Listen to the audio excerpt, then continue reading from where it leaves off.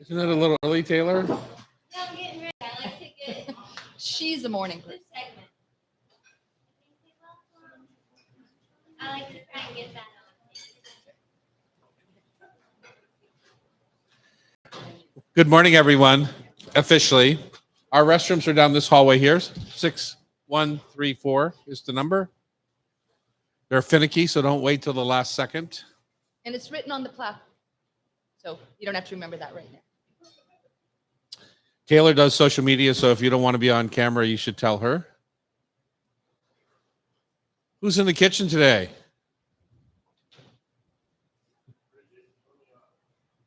Are you going to introduce yourself, Liliana? Are you helping to make their breakfast? Okay, good. And Brigitte is around here somewhere. Hello. Doing dishes. Cam's on technical. Bex is on the producer chair. Loretta and I are in the host chairs. And she's eating gruel. Sorry, of course I took a giant bite right as I. Ugh. Do we have a large enough audience to clap today? Yes. Yeah. Okay, great. All right, if you see me clap, please clap. It's weird otherwise. Oh, let's all do a little golf stretch. Are you ready? Oh, I slept wrong last night and I cannot turn my head this way. Oh, So it's good that we're facing Yeah. this way. I'm playing golf today at Tacoma Golf and Country Club down by JBLM. Mhm. Who are you playing with? No. Although it is my arch enemy on the golf course, my restaurant supplier. Uh-huh. No, Charlie is my tomato and banana supplier. Paul is Paul Ellingson of Bar Green Ellingson Restaurant Supply. Sells you all your walk-ins. I'm his highest margin customer, so he likes me, but he still likes to take my money on the golf course. My only claim to fame is I was in a tournament with Paul at the famous old course at St. Andrews in Scotland. Anyone ever heard of that before? Scotland or the old course? Both. Scotland. And we were coming off. We were in the same group coming off, and I birdied 18 in front of all these people. Not you, but and his nephew said, "Paul, you shot a 79." And Paul said, "Yes, my lowest score ever on my favorite course ever." Then he looked at me and said, "Tom, you shot a 78." And Paul fell to his knees in tears. Are you hoping You for ever a seen a replay? 70-year-old man cry? It was awesome. Awesome. And it wasn't you. It wasn't me. It was awesome. Yeah, I think I won $5. And how much did that cost you? Yeah.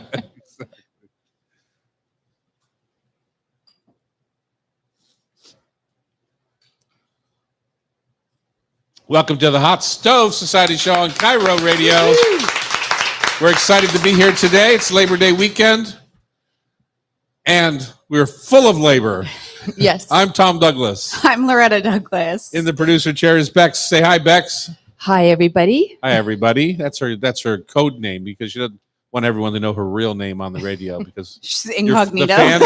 fan mail is crazy. True, not. Cam is on technical. We have a nice audience here today who's got nothing better to do than eat a delicious breakfast and have a butter tasting today. I understand there's our Hot Stove Yes. Society tasting panel is going to take on butter. We did this not that long ago, but it's one of those ingredients you use every darn day. At least I do, and lots of it. And so and there's so many of them. there's so many. So we many. were reminded at the Julia Child event last weekend. Well, thank you for coming. Our radio show winner had a grand old time. Wonderful. Yeah, he had a good old time.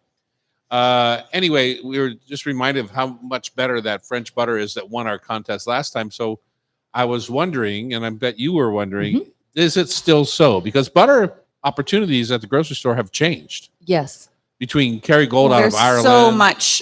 so many more imported options Yeah. now. I feel Uh-huh. like there used to be one or two French butter options, maybe the Kerrygold, maybe an Amish butter, and now I feel like the butter section at the grocery store is enormous. It's ridiculous. Yeah. And so it's like what we try to do at the Hot Stove Tasting Panel is kind of clear the junk out a little bit and go for the top one. And as usual, the most expensive one generally wins. Yeah. But Well, not always. Not always. We'll Not find always. out today.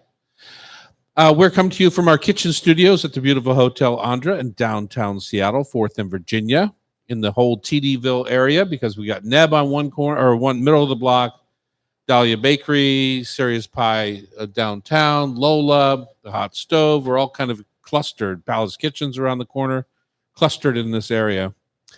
Upcoming classes here at the Hot Stove: barbecue with an Asian flair with Chef Rashida Rosli. I love Chinatown barbecue. When I moved to Seattle in '77, pretty much the only barbecue. There was a little bit of Black Southern barbecue, but pretty much the only barbecue that you could see around was Chinatown barbecue in the barbecue windows. Mhm.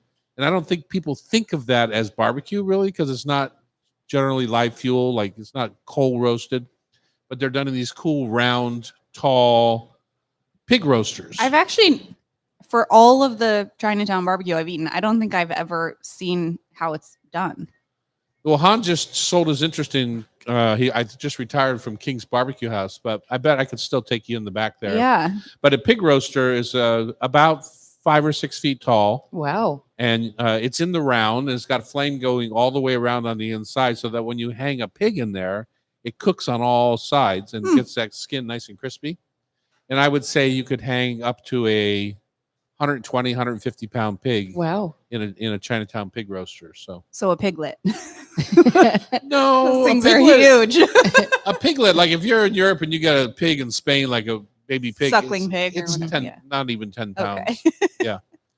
And I would say the size that I buy when I buy a whole pig is more like 70 or 80, because you got to Okay. be able to handle it. Yeah. I mean, it's bad enough, they're so big you have to hug them to hang them. You know what I mean? Yeah. Hang them on the hook. Totally. So yeah, I've hugged a few pigs. So they hang the ducks in the same thing Yeah, that in the you same hang thing, the yeah. pig in. Interesting. Cool. The ducks are always seasoned, with and as well as the inside of the pig, but seasoned with Chinese 5 spice Mhm. and lots of star anise and a little bit of red food dye. I know what we're doing after Sometimes. the show now today. That You know sounds what- really good. So that class is Saturday, September 20th. September 13th. September 13th. Cooking, cursing, and drinking with chefs Matt Fortner and Annie Elmore, Saturday the 20th. If you missed our Julia Child birthday celebration, like the fat tomato behind you, Very the- fat. the fourth tomato. Which one are you? I'm the third. The third tomato behind you. Then you'll have to come to one of these classes. National Cheeseburger Day is September 18th. Who could miss that? Never. Our partner Eric Tanaka is a cheeseburger fanatic. He had him for Mhm. his wedding, a cheeseburger buffet, Yep. and he still loves to do them He out has a there. whole wall in his house, a gallery wall of cheeseburger art. So he gets out the griddle at our warehouse in Ballard, and will cook cheeseburgers all day long on the 18th of September. Palace Kitchen's got a poutine cheeseburger coming Mhm. out that day, and a slider size for happy hour all month long. Sounds Not cute. just that day. Yeah. So Mishima Reserve beef, Beecher's cheese curds, russet fries, and peppercorn gravy. That sounds Mm. pretty good. And That sounds really good. I'm not a poutine guy per se, but on today's show, what do we got going, Bex? We've got fregola, Italian pasta pearls with a nutty bite. Uh-huh. That What's the was difference between pasta pearls and couscous, you suppose? Not much. the fregola is toasted. Right. Well, you can get This is toasted what I want to couscous. learn. I Yeah. proposed this, This is segment Loretta's because I idea. made a relatively lame fregola dish the other day. I love it. so- I love it. So we'll talk about that. Celebrate the height of Washington sweet corn season. I feel like it's passed a little. Really, I was just at Met Market last night and they were putting out a whole new huge display. I know. And the ones that I bought last week at a different market look so perfect. Uh-huh. I made the fatal mistake of not ripping off a husk and smelling it. Oh. Because when I got it here, we were having it before Julia class. It was like perfect. Still in the crates from the fields. Uh-huh. Dead dogs. I never would have thought of smelling You the gotta smell you got to it. do it. Okay. Yeah. Just pull Like it a back. cantaloupe. You can always push it back together. Mhm. Pull it back and smell it. Okay. Gear up for Labor Day cookout. We've got Dylan Jaffe, owner of The Little Thing on Beacon Hill. We delve into the savory Italian pastries. Is that the Cicchetti class? Yes. With Bridget Charters? Yeah. So we had this discussion. Is Cicchetti pastries or is it like tapas, and it's It's like tapas, tapas. right. Yeah, it could be a pastry, it could be anything, but a little. It's more about the size, a little taste. Our tasting panel, as I mentioned, is going to take on butter, and of course, we're going to wrap up our show with food for thought, tasty trivia, brought to you by Rub with Love Spice Rubs. We're in this really crazy spot with Rub with Love Spice Rubs, where we're not rebranding. Well, I guess we're sort of rebranding, but we're also kind of doing a fresh look after 30 years. Are you changing the label? Yeah. Wow, that'll Yeah. be exciting. Yeah, so we've been working hard on that. I've been working on some new recipes, and it's very exciting. You wouldn't guess that Rub with Love could be so exciting. Thrilling. Although some of the crazy prank calls we get from our brand name, I will Yeah. tell you, is not so exciting. Especially when there's a big old deep voice on the other side. Is this Rub with Love? Gross. What's your taste of the week there? My is made dinner for our whole family the Mhm. other night, you and mom included. Who was your grill man that night? Well, I did start it. I lit the fire, I got it going. You walked in, a baby needed a diaper change, and you decided to take the grill over the diaper change. So, Exactly. Uh-huh. So let me get back to my question. Who was your grill man? Tom Douglas. Yeah, there you go. Anyways, I don't get like really strong, I have to have this meal cravings that often, but I had like 4 days of I need chilled sesame peanut noodle bowls with Mm. like grilled chicken on top, grilled veggies, all the things. And so I finally had a night where I had time to make it happen. Uh-huh. And I thought it was pretty good. It was better One, it than- really satisfied the craving, which is always nice when you've just been like wanting something and you finally get it and it's actually good and you feel satiated by it. But two, I thought it was pretty good. And I haven't made like sesame peanut noodles that often in my life. I remember that you always had them on one yeah. of your early menus, and you make them every once in a while at home. Yep. I I go to Chinatown for them all the time. Szechuan Yeah. Noodle Bowl has a good version of the Okay. cold sesame noodles. Oh, great. Yeah. Okay. But I'd only probably made them once before, and they turned out good, I thought, and it was a perfect summer hot weather meal. That's what I was Um, going to say. Is I don't think people really think about that when it comes to a hot weather meal, like Yeah. peanut noodles. Just it's not in our culture Uh-huh. generally. It's very Chinese, and they were delicious. I was surprised you used more of an udon noodle, and I really liked it. In Cafe Sport, when I used to do that dish, it was always on a lo mein noodle Okay. made from at Chuchong Noodle Company, the Rose Mhm. brand down here in Chinatown. And Yeah. I like the bigger, bitier noodle with it. It was good. Yeah, I mean like those udon noodles, they're the refrigerated ones at Town and Country you can get, but just like a fat noodle. And I know that my kids like them, so I was like, all right, we'll entice them into peanut noodles with this. You know who But else they liked did, them? They did not need enticing into peanut. Butterbean liked them Yeah, too. the dog really was into them as The ones that are falling Every off the time kids. I turned around, he's got his paws up on the table and trying to sneak. All How's the your kids. training going? Not good. No, Not good. What's And your it's not taste? my training. it's I- Jackie's dog, Yeah, right? exactly. Mhm. It's- Here's the thing: she's been sick for like 4 Yeah, weeks. yeah. And so guess who gets stuck with the dog? That's not my dog. You got to start training, dude. Oh, we are starting. I grabbed him by the nape of his neck, like a mom or dog would do, and just he's not used to that. No. He did a little squeal. Oh, I mean, Yeah. he was on the table, for God's sake. Get off my table. My taste of the week was from Julia Child's Weekend. And the lucky folks here today, if they want, can try it. I brought in a bottle from my personal cellar of Malvasia Solera 1863 wow. Blandy's Madeira.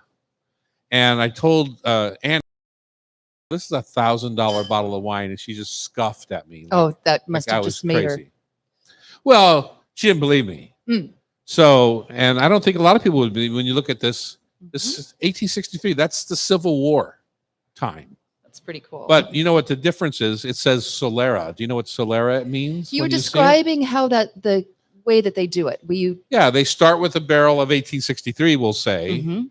and then they use little bits of that, and it kind of comes down a system where there's many different vintages in the product, but because they have some 1863, they can call it 1863. That's one way of looking at it. So you can often find port that's 50 years old, yet I don't know what the amount they have to have in to be able to call it. But anyway, I've had it in my cellar for 30 years. Wow. That's so generous. I brought it in because Madeira can last pretty much forever. They found 1,000-year-old Madeiras, usually at the bottom of the ocean from a ship that Right. sank or something. But I looked it up online. If I were to buy this wine today, $1,250. Wow, you were right. So I wasn't that far off. Mhm. Matter of fact, I was under. And so now I get to charge Annie that $1,250. No, just kidding. She freaked out. Anyway, it was really good. So the people that are here this morning, if they would like to try it, we That's have wonderful. about a quarter of a bottle left. Mhm. And you can try a wine that was started in the middle of the Civil War. Isn't that crazy? So you never know what you're going to find out here at the Hot Stove Society. That's nice. Except for Jim. He gets nothing. He usually writes the really hard quiz questions. I know. I hope he didn't write today's. All right, when we come back, let's jump right into Fregola. Why not? On Cairo Radio, it's the Hot Stove Society Show, 97.3 FM.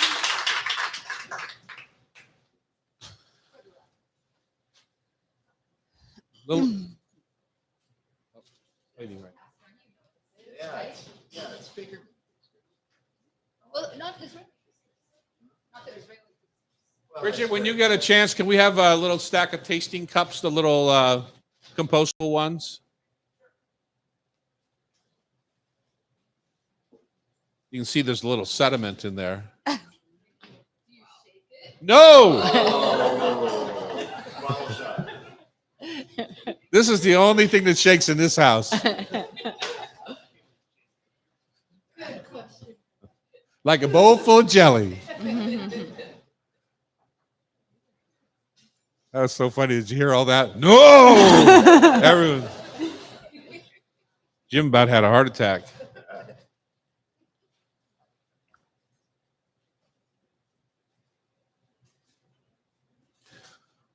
Becky, are you leaving the show? What's going on?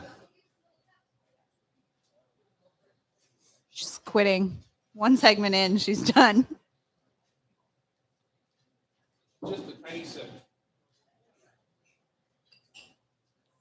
What do we need? We need 1, 2, 3, 4, 5, 6, 7, 8, 9. And Taylor probably wants to try. That's 10. And you probably want to try. That's 11.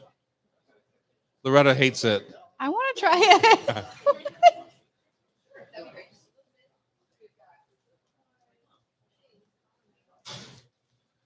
Taylor, just enough to wet the tongue. Okay? If there's none left when you get done, I'm going to be angry. There will be stuff left. Some left. Look at, she's really scared of me being angry, isn't she? Yeah. Look at that smile. All right, we're back here in the kitchen at the Hot Stove Society. We're passing out a little taste of 1863 Blandy's Madeira. Mm. And while we're doing that, let's talk about Fregola. So, Loretta, this was your idea.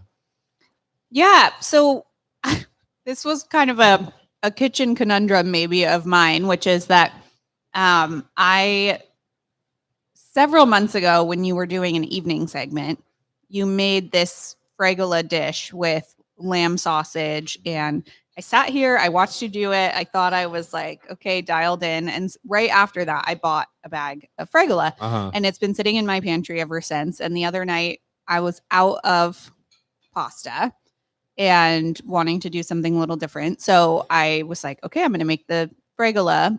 And it just didn't turn out very well.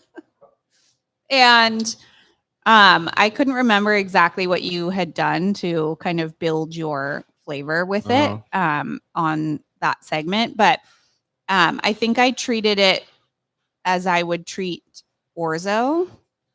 And orzo is much more delicate, I would say, or that's how it appeared to me. And so it just didn't get that same. I tried to make it almost creamy, like risotto like, and maybe I didn't do it for long enough or whatever, but I do that with orzo all the time. And it gets that really soft, kind of smooth, creamy texture. And the Fregola just didn't do that. So I was curious, A, should I not have used it like that? Or B, how do you use it to its best potential? Because I've had it and loved it before, and then it just didn't Well, it is pasta, shine right? for me. Yeah, it's pasta, but it is generally toasted. When you see it untoasted, something like that, it looks more like couscous, right? So, and people always think couscous is a grain, but it's pasta. Mhm. The Sardinian fregola, to me, I always think of it in summertime. You could cook it like a risotto and just work the starch out of it, but because it's toasted, it's harder. It takes longer. Okay. And if you're going to start with stock, it takes even longer. Okay. So you start with water, you get it pretty much cooked, and then you add your stock in that scenario. For me, especially this time of year, I think of it as a salad. So I'm going to cook it till it's cooked like pasta al dente, but not hard. Okay. I think sometimes people just don't cook it long enough. Okay. And it soaks up a lot of water. And I just, Yeah, they get pretty big. Yeah, I mean, they just maybe we should explain what it is if people don't know what it is. You have a but- definition for I exactly do. what it is? So fregola, Fregola, also known as fregula sarda or Sardinian couscous. Fregola is traditional Sardinian term, while fregola, Fregola, is the more common Italianized version found all over. Uh-huh. So the ones that we have right in front of us are the Sardinian ones. It's durum, wheat, semolina, and water. That's Uh-huh. it. And it dates back to the 14th century and is traditionally made from hand rolled in a terracotta bowl, then oven toasted. Its origins are unknown, but may trace to North African immigrants or have developed independently in Sardinia. And they Yeah. literally do them by hand. Now you Yeah. can do machine, but all these are by hand. And I they're don't, I don't believe that. you don't believe it? No. And they're 2 to 3 centimeter balls, would you Yeah. say? Yeah, They're you not don't by believe hand. it. You know, it's just like Tito's vodka is made by hand. I hear you. 5 million cases of it. Okay. Yeah. No. I don't believe that A personally. hand puts so- the dough in the machine. Yeah, Okay. exactly. Okay. But and I do love the idea that I totally believe the idea that it came from North Africa. I mean, Mhm. couscous is the national dish of Morocco, Mhm. and this is very similar. I like to cook it till it's done. Mhm. Then I set it aside and let it cool. You don't rinse it or You can rinse it, but Yeah. you don't need to. And then I just make a classic vinaigrette. Ooh, So to me, I'm going to make like a herbaceous vinaigrette. Vinegar, tons of olive oil, tons of lemon juice, tons of herbs. So Mm. chopped tarragon, chopped parsley, all the soft fine herbs. Basil would be fine, although it will blacken. It's Right. just something to be aware Last of. minute. But parsley is your friend. Lovage would be lovely in there. That's got that little celery kind of flavor. Mhm. And then you just have to choose your protein. So to me, roasted peppers work in there, tomatoes, chopped tomatoes, Mhm. or anything. This big salad, fresh mint leaves. And then this is the classic time to use some canned sardines. Or as Loretta had asked about lamb kebabs, little tiny lamb meatballs. Mhm. And then if you're going to go lamb, I would go tons of feta cheese and just kind of crumble it up and make this big, delicious summertime salad, just like you would make a rice salad. Okay. Artichoke hearts. You might use olives. like farro or something like Yeah, that. you might Okay. use farro or cooked rice makes a beautiful salad. Steven Steinbach, one of the guys who taught me how to cook, always made a rice salad. I love that idea. Same thing though. You cook the rice and you let it cool, and then you just make a vinaigrette and you start building your layers of flavor. But preserved lemons would be nice. Some sort of dried fruit, a dried tomato. Mhm. If you're in the wintertime, dried tomatoes are good in it. Dried prunes. It just makes a beautiful base for a salad and a Mhm. lovely summertime supper. Piece of grilled salmon on top. Oh, Mhm. so good. I'm going to add it to my pantry. Thank you, Loretta, for the Yeah. inspiration. So one of my questions was when I make an orzo, I usually toast it in the pan before I start adding liquid to it. Fregola So- is already toasted. Do you toast it again? No. No. Okay. I'm surprised you toast your orzo just because you want the extra flavor. Yeah. Because you can do that in the pan. You can just throw it in the oven too and be working on something else, and it'll toast in the oven hmm at 400 degrees for maybe 5 or 8 minutes. But you do have to keep an eye on it. Yeah. Usually I brown, my onion and stuff, and then I add the orzo and toast it for a bit, and then I start adding. Yeah, is it actually getting color? Uh-huh. Okay, that surprised me a little bit on top of the onion that it would color up, and not just from the onion. Yeah. And so when Okay, you but make you don't your- need to toast it again. So whatever you're because it's doing with already orzo, toasted. you can do with fregola. Okay. So it's just a matter of how I just you, didn't cook it enough, Yeah, maybe. I Okay. think so. Interesting. And All when right. you cook it with stock, it takes forever. Okay. Just like polenta is a funny thing. When you cook polenta with stock, or when you cook it with water or milk, it's a very different process. I would of have how thought it- liquid was liquid and It's it not, just yeah. absorbed it the There's a same way. viscosity Okay. difference that changes its absorption time. Okay. That's what I'll say. So What's kind of sweet on all the packages, I bought 3 different brands and they all have recipes. And most of them are, this is a toasted fregula and tomatoes, just simple. And there's Yeah. another one that has the anchovies and a feta, same kind of thing. That when you you're just said, down or in, pecorino. in Sardinia, there's a lot of fish. Yeah. I'll so you- just say. So yeah, it's to me, it's cost time. Was it you who brought me the can of Cuoco sardines? no, that was Leslie Kelly last Leslie week. Kelly. Yes. Yeah. So that would be the perfect. She brought me a can of sardines that had the word Cuoco on it, which was our Yeah, old your old restaurant. restaurant, names. yeah. But when I looked at it, it's also got golden raisins in it, which would be nice with fregola too. A macerated golden raisin with sardines, Mhm. anything like that. Just canned tuna, Mhm. canned salmon. It's really, it's perfect for tin fish, Mhm. in my opinion. So it's a good pantry item to keep. It Yeah. also sounds like something that I could make on a Sunday and then eat for lunch during the week. Like it's Certainly. not gonna break It will. down. You will have to probably add more lemon juice or something because lemon dies after it's been squeezed, Okay. right? The lemon punch, the acid stays, but the fragrance dies. Okay. So it's something that you'll have to refresh. The pasta will start to soak up your vinaigrette, so it'll start to be dry. Okay. And so you might have to add a little more olive oil, a little more vinegar, whatever it is that you dressed it with in That the you first want. place. Okay. But that will build when you go to eat it again. You'll It also know. sometimes gets better when it has time to Yeah, for a absorb day. some It of that. doesn't get for a better day. 5 Yeah. days later. Okay. When you think about it from that perspective. When I was in Sicily recently, Sicily, Italy. yeah, exactly, Sardinia, Sicily. When I was in Sicily recently, you saw a lot of fregola Okay. and lots of this type of thing, this Northern African influence in the food. Harissa vinaigrette on fregola would be just like the Terry bomb. Terry's Alley. Yeah. Up Terry's Alley, yeah. Mhm. So, yeah, I like it. I love it. I often toast pasta in general, whether it's penne. Like one of the dishes I brought back from Italy with me 40 years ago was toasted penne in a little goat cheese sauce. Yum. Really good. And you dry toast- I still remember the restaurant, La Trevizel in Umbria, Mm. up in the hill town of Torgiano. That's how those dishes kind of reflect Yeah. in my Yeah. head. I think about the whole Stick in your the whole memory. place. Yeah, your mom and I. It was a beautiful little restaurant. Giorgio Frescobaldi kind of sent us there, and it was the bomb. It was super fun. Awesome. Yeah. Well, thank you for solving my kitchen conundrum for me. Sure, absolutely. Why not? Appreciate it. Why wouldn't I? I'm your father, for God's sake. Up next, Washington sweet corn. Are we at the peak of the season, or is it, or not? And if we are, what does that mean? Hmm? Why can you do? How can you tell? I'll say. On Kairos, the Hot Stove Society Show, 97.3 FM. Have you heard of corn riblets? I don't like them. do you not like the taste or the process of making them. I don't like that you eat part of the cob when you eat the corn. And do you eat that part? It's kind of hard to. Yeah. It's kind of hard. So then if you're not, it's like, yeah. We'll talk So- about that. But I wanted to see if you could demo how I wouldn't have a clue. I murdered it. You quarter it.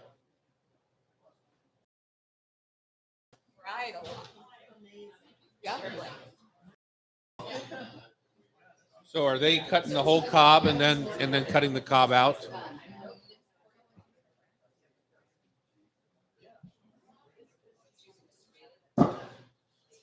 I'm afraid I'm going to cut my hand off. Want a big chef knife?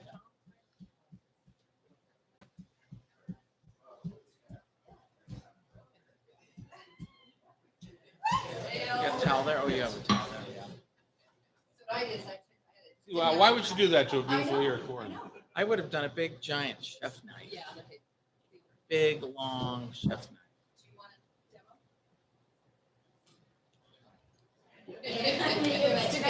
Oh my goodness. Thank you. So this is what you generally get with this left in it. I don't get it. Why would you want that? Taylor, It's really good. Yeah. That is the best material there. Isn't that good? You shared it, yes. Much better than the 2-year-old in my one. So. Well, I never expected it to be alive. And then when it came off like that, it was like, whoa. And that's been open 4 days. Wow. 5 days. Today's Thursday, so that opened on Friday night. Oh, It's really good with my Madeleine dipped in it. Yep.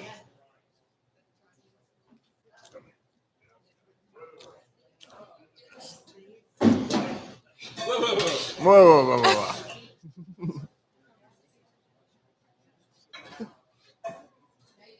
How brought those brown butter madeleines, huh? Oh, excellent.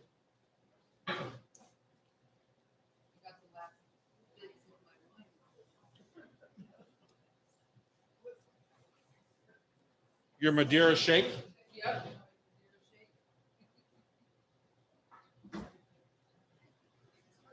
Doesn't go great with my protein oats. Madeira and Strawberry protein oats.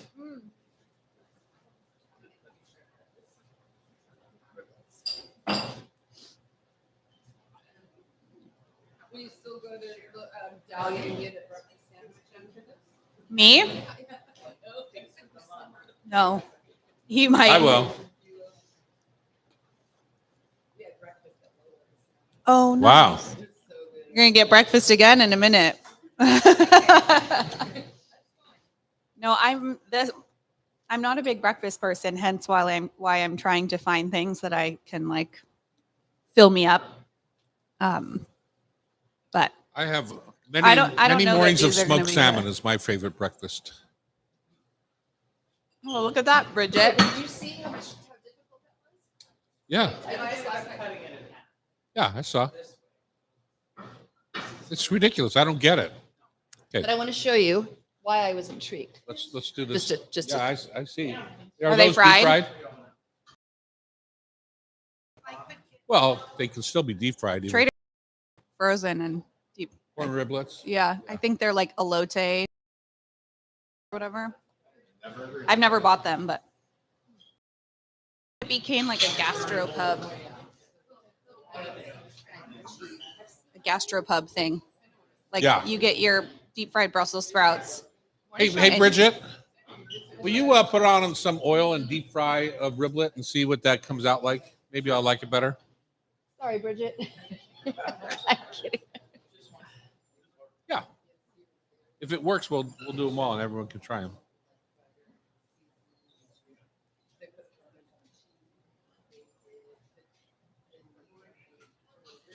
Look who's here. Nice.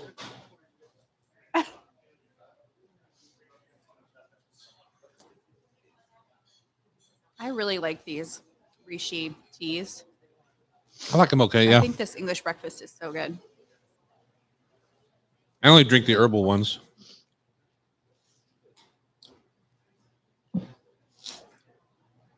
I felt like my whole last segment I was I'm just loving it. The Madeira. It's so good. Mm-hmm. all right. We are back here in the kitchens at the Hot Stove Society in downtown Seattle. If you never stayed at the Hotel Andra, where we are located on the second floor, way in the back, it's worth a fun weekend here at the. Absolutely. Come on a Thursday morning, do the show, stay the night, Mm-hmm. eat at one of our joints, have breakfast at Lola. Have a little Friday downtown. Friday downtown. Yep. Well, I think one of the great tragedies of the world of Amazon is that people don't shop downtown like they used to. I mean, everyone tries to blame it on crime or this or that. It's just not the case. It's just that we don't We don't shop in the shop, yeah. same way. When Online people- retail When was has the last time you taken said, over. we're going to go downtown and do our Christmas shopping? Right? I mean, that Years. used- or the mall. I mean, look at all the Mhm. malls are going away too. It's Mhm. not about crime so much as it is about we just don't shop in the same way. So interesting times for urban areas. They're gonna, I'm Mhm. invested here. We're going to have to figure it out. If it wasn't for tourism, it would be tough. Mhm. Yeah. That leads me right into Washington sweet corn. a natural segue. Natural segue into Washington sweet corn. Becky, I was telling you in the opening of the show about a disappointment that I had this last week, which was I was at the market, I saw the corn, and I'm usually a pusher of the season. So like when I see corn in June, I know it's not local, Okay. but you've just been waiting all year. So I might push the season a little bit. Whereas I'm reluctant at the end of the season because I don't trust it. Mm-hmm. I've had my You've got top, your Goldilocks. Yeah, I've had my top spots, Mhm. and now it's like, is it still going to be good? Is it going to be starchy? It's been picked for a long time, sitting in the warehouse, all that sort of thing. So that's what I think about. And the way that I think about corn when I see it is the silk on the top. What does it look like, right?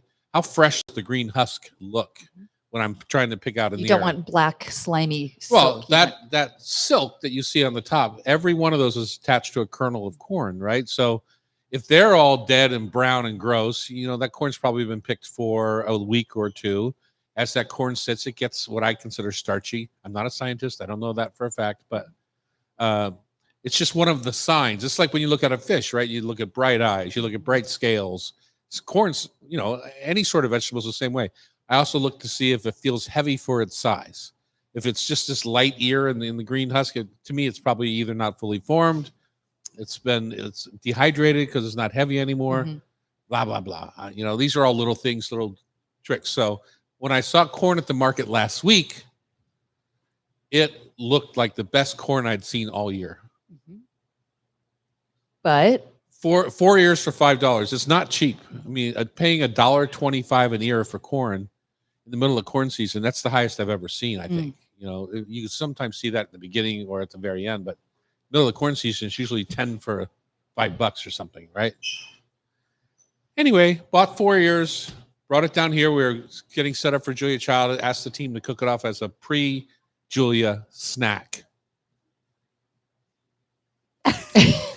your face isn't looking very Could not happy. have been a worse outcome for what my expectations were. Was it bland, There was starchy? no flavor, starchy, blah blah blah. My fatal mistake when I shucked it here, there was no smell. Mhm. When you're in the grocery store, the next step after what I did was to pull back one of the green husk and don't put your nose on it. Don't sneeze. People frown on that. But yeah, open that top a little bit and get a little smell. If it smells like fresh corn, that's a good thing. Because a lot of corn throughout the year doesn't have a whole lot of flavor. So at least it gives off an aroma, which is 70% of your taste buds.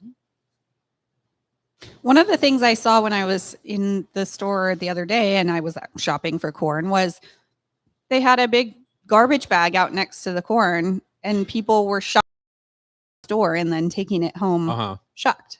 I've never seen that before. Yeah, the Town and Country Markets does that all the time. Yeah. I don't know what the deal is. If you're not paying by weight, I don't know why you just don't want the mess in They your don't house. want the mess in the house. Yeah, Okay. exactly. That's exactly what it is. So I don't get it because to me it stays fresher. Yeah, if it's in the husk, that's what I assume yeah. too. The other thing I like to do with fresh corn is I'll take my paring knife or a knife and I'll run it along the bottom shoulder of the corn. So where the stalk comes out at the bottom. I'll run my knife along that all the way around the corn, and that husk comes off in whole pieces then. And then you just simply piece it together for tamales. That's a great idea. Yeah, and you see the dried husk that they use for tamales, and it's adding no flavor. But with the green corn and the green corn husk, it adds its own little bit of corn flavor. And we're always looking for that extra layer. Yeah, of how flavor, to layer right? it in. Yeah. Totally. My kids will eat just a raw ear of corn. Yeah, No, I would. Not even problem. cooked. They love it. Nope. Yeah. If I'm out there shucking corn that I'm about to grill, I usually always have to have an extra ear or two because Right. they'll come grab them and they love it raw too. And Easy good entertainment. fresh corn, Yeah. I think raw is delicious Yeah. as well. So I had a really fun experience. It was last weekend.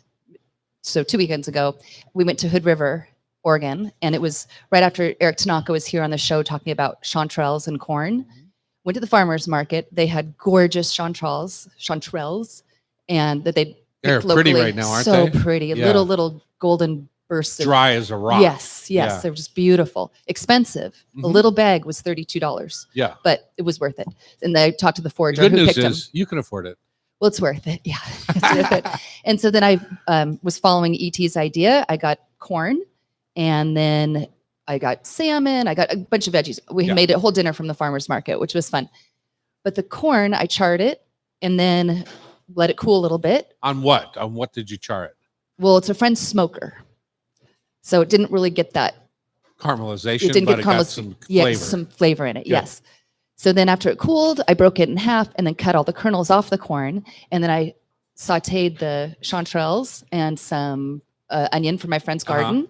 And then Eric's trick was miso butter. And I brought miso Yeah. with me, kind of thinking that I was going to incorporate Of course it you somehow. did. Yes. I brought You're miso, Becky. brought miso Oh, with me. darn Yes. it.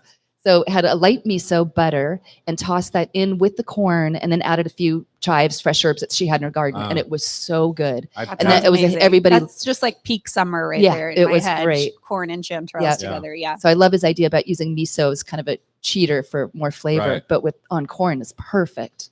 So when you're cooking corn on a grill, it Mhm. can be troublesome because you can overdo it, Yep, right? You they can start popping overchar in. it. Mhm. They start to pop, and then when you go to bite into it, all those sticky corn skins get stuck in your teeth and Mhm. stuff. So you want to get a fairly hot fire, but you also don't want to overdo it, right? So you want a caramelization. You don't Mhm. want it burnt on the outside. Right. The other thing I always do when I'm buying corn is I think ahead. Mhm. It's a perfect freezer pantry item, right? So you're going to grill the corn. You're going to have three right. extra ears. You're going to take it off and put it in the freezer. And you're going to IQF it 1st. Mhm. You know what that means? Yep. Individually quick freeze, put it on a cookie sheet with, I Right. usually do a parchment. So I Yeah. can just fold up the parchment and Right. Because when I go to take the corn out of the freezer, I want to take as much as I want. mm, I don't want to have to take the whole quart out. right. I want to be able to just pour out, just like you would peas or anything else. So you want to be able to pour out the quantity. So if I'm making cornbread, I have this perfectly grilled corn in my freezer to enhance my cornbread, which again is a layer of flavor that Mhm. you know your neighbor doesn't have. And bringing Only back you summer have it. in your yes. Yeah. Well, I Because love what that is our idea. goal in life? To be a better cook than your neighbor. Be a better cook than your neighbor. Well, it's not my goal, but you said it. So It's it's just- our goal. but And by that- listening to this show, that could happen. yeah. Well, I'm gonna now think about that when I get corn, get a few extra ears. Why Uh-huh. not? You're doing the work. You know, Terry for years stole my corn salad.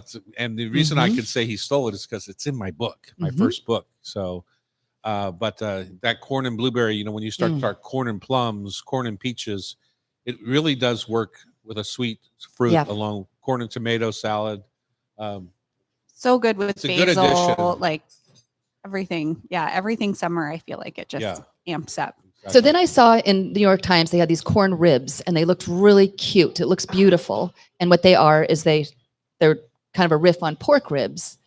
So last night I had some corn and I cut it in quarters from what'd you call which it? is hard. It's really hard. Yeah. And it made a mess. It's a good way to cut your hand open. And yeah, it was hard. So I brought Yeah. some in for you to do, and you had a hard time. Bridget Yeah. had a hard time, so I'm not feeling bad. Well, I never understood it. I've had them in restaurants, and we're going to try it back here. There might be one reason for it, which is if they're deep fried, maybe that cob softens up Mm-hmm. and you can eat the whole thing. But I don't get picking this up. I know if you're going to deep fry corn, just deep fry the whole thing, and then you have something to eat off of. But the little corn riblet to me just doesn't make sense. And I think deep frying corn is just so gorgeous on its own with just Yeah. butter. So I think that's kind of a waste. I mean, if I'm going to deep fry, I'm going to deep fry some potatoes, not French fries. But that wouldn't do it for me. Well, exactly. And the other thing I love with corn, I grew up with canned cream corn, Me too. which my mother always put in her cornbread. Well, that's not bad. That's a good idea. But also serves it just like a canned cream Ugh. corn. Never liked it. Some reason, maybe 30 years ago or so, I took felt like cream corn. So I took a ear of corn, and I grated it against my box grater. And you can just see the starch and the corn juice and everything. I do it over a bowl. It all kind of gathers, and then you simply just give it a minute saute with a little bit of fresh cream and some chives or something in that category. Yeah, it's a whole different ball game than the can. Now I understand cream corn, right? It's like a really rich polenta. And if you want to get crazy, you put a little grated pepper jack cheese or you know, Wow. Parmesan cheese or whatever. You got this cheesy cream corn. It tastes more like polenta, and it's an easy way to enhance an ear of corn. Well, it's still corn season here. The grocery stores just Yeah, I loaded know with it. it's Yep. loaded, and we've had a pretty cool summer. I know it felt hot in Seattle the last few weeks, but it's still only 85, 86, In- 88. Eastern Washington in the Well, farm. no, Eastern Washington, it's 105. Okay. But my point is, we've had a pretty cool summer. That generally will extend the season. Okay. I haven't had a single ripe tomato yet on my plant, so Oh, we just brought over 10 I know. totes. I'm You wait. should I'm have hoping some at after your this house, is week. my guess. Yeah, I do. I just didn't grow them. Ah. So you're not going to eat I'm them? hoping after this week I'm going to have some on my plants. We had beautiful tomato harvest this last week. Mm. We drive over to the farm just to bring back stuff. It's worth it. Yeah, stuff. All right, it's a Labor Day cookout. Let's make a menu on Cairo Radio. It's the Hot Stove Society Show, 97.3 FM. Have you ever had the huitlacoche, the corn fungus? Yes. Yeah. It's not my thing. Not your thing.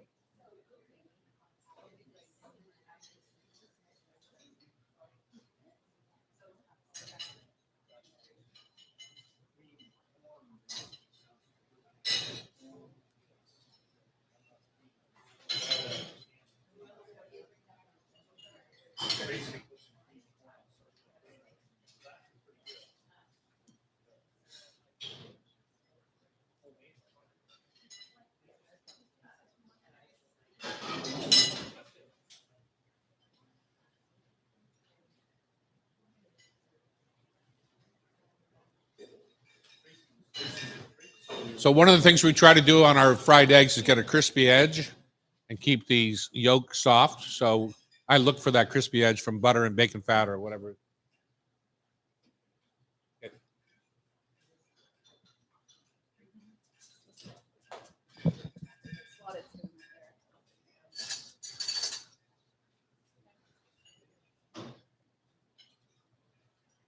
Did you use Yeah, mushroom that's rub how in the I've gravy? seen them is that they Tastes like- curl. Oh, that's how it curls.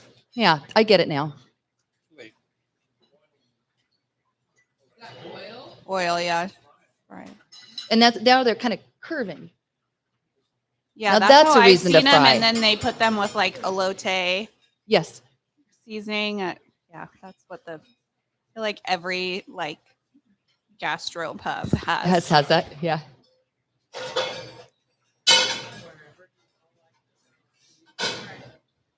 Got some long hair, Dad. I know it. Ugh. You can go to Abby. She's crazy.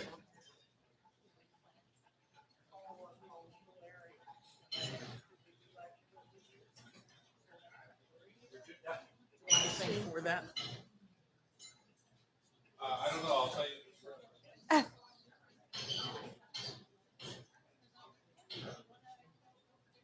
Taylor, do you want a picture of these?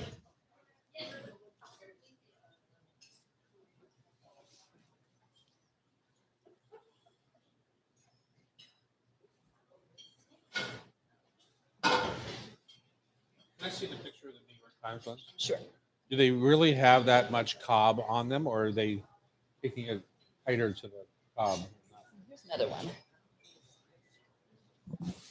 I go back to New York.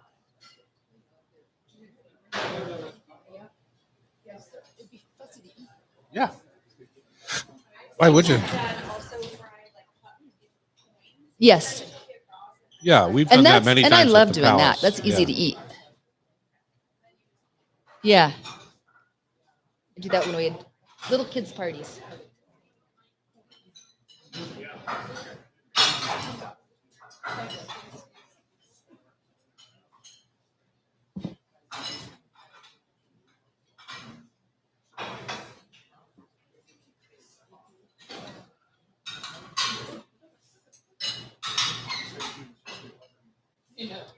I was hungry.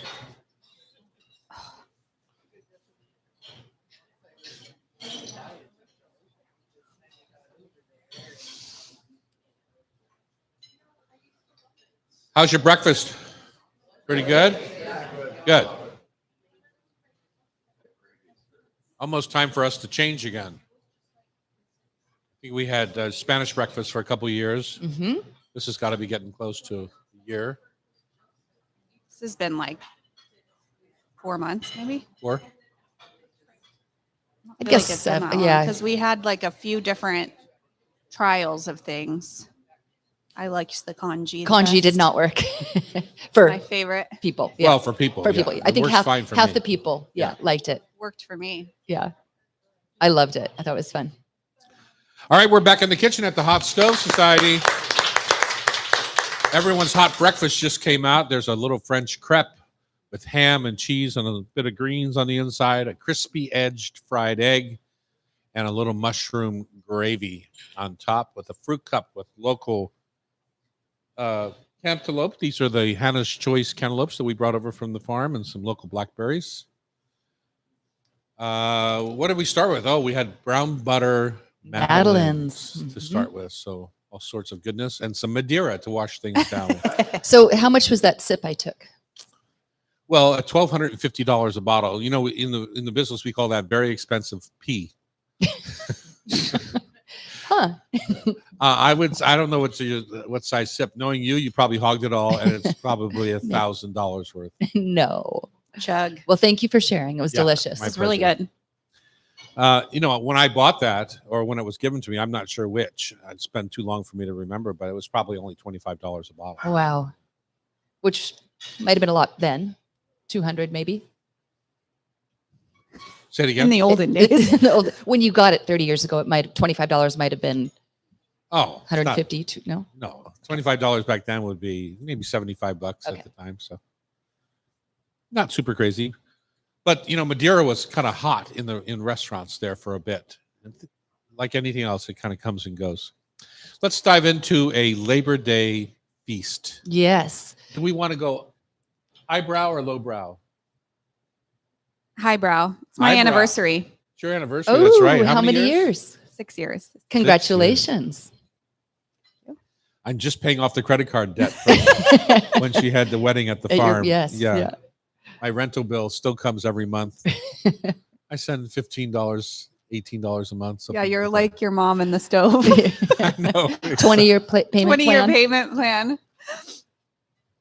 Loretta's referring to the stove, which is our spirit animal stove here at the Hot Stove, which is a 1953 Wedgwood that my parents bought in 1954, I want to say, for $260 on a 10-year payment plan. Wow. Yeah. Labor Day. Becky, why don't you start us off? Sure. You're the Well, fancy party thrower. Apparently, Loretta requested highbrow, so I'm going to start with. Apparently, I heard her Oh, I correctly. did. Yeah. Well, I'm excited because I had this in my Well, if mind. I'm not making it, it's highbrow all the way. If I'm making Well, you're it, participating here. lowbrow. Yeah, that's cute. Well, I saw something on your website. It's from Cocktail Master Julie Ross, grilled peach bourbon iced tea, Mm-hmm. and that sounds delicious. Uh-huh. So she makes grilled peach puree. She grills the skin off the peach until softened, peel, pit, and puree, then push through a fine sieve. And So she, you get a little smokiness. yeah. So she adds an ounce of peach puree, ounce and a half of bourbon, an ounce of cold brew iced tea, and a half ounce of fresh squeezed lemon juice. Puts that in a shaker. And I think that'd be really fun to batch that and make a picture of it. So when Yeah. your guests come over, just pour it over ice. And maybe It is fun and it's delicious. You just have to be careful in a pitcher scenario because the peach puree wants to stick to the Oh, side that's of the right. pitcher. It's not the prettiest look from that. It's better kind of made and shaken to order. Okay. I can do that. It's a You highbrow know what I'm party. saying, Yeah, right? I do. Yeah. I do. Like if you're in the kitchen, you can do that no problem. Mhm. Just send out the cocktails. Mhm. But if you put it on a buffet, then people have to kind of stir that peach Right. puree in each time. Well, it's highbrow, so we'll have someone serve these to our friends. Oh, absolutely. Why Fancy, wouldn't fancy. you? there Yes. you go. So, And what are you going to garnish with? oh, a little lemon, A little lemon. Yep. A little wedge of lemon. or maybe a lemon that's already been dried in the oven, so Uh-huh. it's just that pretty little bit of Mhm. sugar on it. Sugared lemon coin. Wow, we are drinking already. Yeah, I like This it. Labor Day has got some promise. Loretta, you're not cooking. I don't believe you. We know who you can get on the grill for you. Yeah, right. Every time he comes to dinner, he's like, I just come over to dinner and you just put me to work. I'm like, well, Yeah, you Well- should know that by now. why do you think I invite you over? Okay, what am I drinking or what am I eating? What are you going to maybe Well, start with a we protein? were already drinking. We already have a little, We already have a drink. Okay. maybe an appetizer or a protein. Appetizer. I love perfect, simple guac. No, nothing, salt, lime, avocado. That's Well, it. that is something. Well, but no tomato, no onion, salsa no in your jalapeno, no guacamole. scoop of my salsa. Yeah. I like Pure. I like it pure. And then you have been, Dad, hand frying your own tortilla chips often recently when we've been doing it, and they really are so much better. So much better. So if we're doing a highbrow party, I think I would take the time to hand fry my own chips. Simple guac. If I was feeling ambitious, maybe I would. I've never really made my own salsa before, but I know it's not that hard. Yeah. And then I'm kind of in like that warm weather. Warm weather, I always tend to crave like Mexican food, it seems like. And so I think I would go maybe aguachile or something like that out with those chips, like a shrimp aguachile, really Right. fresh tasting. And aguachile is just like a spicy ceviche, correct?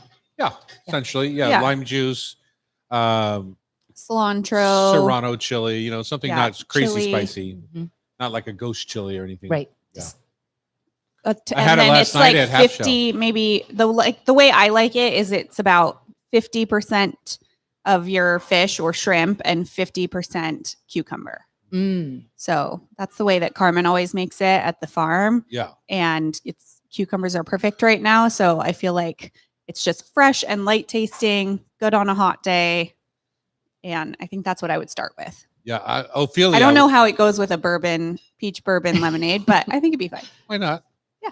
Ophelia, who's our raw bar director at Half Shell, made me aguachile scallops last night. Ooh, yum. And it was so good. Just raw scallops with Mhm. this over top, and they sit for 2 minutes, 3 minutes. And in that this. just gives it the right amount of texture cooking. Oh, It's just it doesn't do a whole lot to the Mhm. scallops other than that flavor, that aguachile fresh flavor with cucumber. She scoops a little avocado in there, but since we have guac already, we're going to skip that. But garnishes it with Johnny Jump Up Mhm. flowers, those little violet flowers. Really, just Yeah. tasty. Perfect. Yeah, it's really a good summertime dish. Mhm. Okay, so for if we're doing, You're all on the that, main. I'm on the main, I guess. Mhm. Well, that Sardinian fregola with salmon sounds pretty good to me right now. I've been thinking about that since we talked about it. Especially if you have a group over and you can do a whole salmon. You have enough Yeah. people to justify doing a whole salmon on the grill. Would be so fun. I got rid of my salmon grill. I used to keep a grill at home just for salmon. It was called a hasty bake, and it was wide enough to take on a 15, 20-pound salmon, whereas my kettle grill isn't wide enough for that as a whole fish. Yeah. But I didn't do it often enough, and it just sat there and got rusty, and I just got rid of it. So would you do sides or two smaller fish or just fillets at this point? Well, for a group, you just have to remember when you have a group coming for a meal and you've got a buffet out and you've got a whole fish, you got to remember what that fish looks like to the last half of the people coming through. Right? Yeah. Because it's Not the most pretty. appetizing. It's not pretty. When it comes out whole and you're the first one in or first two in, it looks fantastic. Mhm. But oftentimes by that fifth or eighth person, it starts to look beat up and the sauce has gone off the top. And Yeah. At some I point, just- you have to flip it over. yeah, I just don't think it's a lovely thought, but I don't think it's the best way to finish. Mhm. And so to me, I would do chunks of fish that are big enough for each person to have a chunk Mhm. so that the first one looks as good as the last So one. portion them out ahead of time. Yeah, exactly. And then at that same time, since we're staying in that kind of Mexican area, Southwest with the bourbon cocktail, Mhm. guacamole, chips, aguachile, shrimp, you said, right? Mhm. Let's stay on fish and let's do our salmon chunks with we have a nice taco spice, Mhm. which has got kind of it's a lemon, lime, citrus, and then 4 different mild chilies. So it's not hot. Mhm. It's just flavorful. Bright. It's really Bright, good. Yeah. And let's put that on a corn salad. Why not? Mhm. Because it's the height of corn season, apparently. Yes, it is.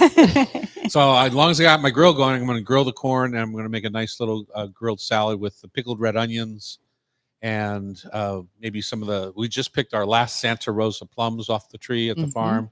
So a plum and corn and pickled red onion salad. Little And queso fresco maybe or something. yeah, a on little, there. why not? Coita or queso fresco, crumbled over the top. Although your mom does not like cheese and fish together unless it's clams. I know. Mhm. Yeah, I know. You shake your head. She's Me too. incorrect sometimes. What about a little cilantro chimichurri green sauce? Not for me. Not for you. I'm not Yeah. the biggest cilantro person, Mm. and that is too much focus on it Mhm. for me. Now, sprigs of cilantro around, I would be happy with, but when it comes to a whole green sauce, I'm more. If I want something bright like that, I'll go to arugula or basil or Thai basil or things like that. Okay, quick dessert. Quick dessert, ice cream. You can make it ahead of No, time. we're not having ice cream. That's too easy. Oh, you're gonna make it.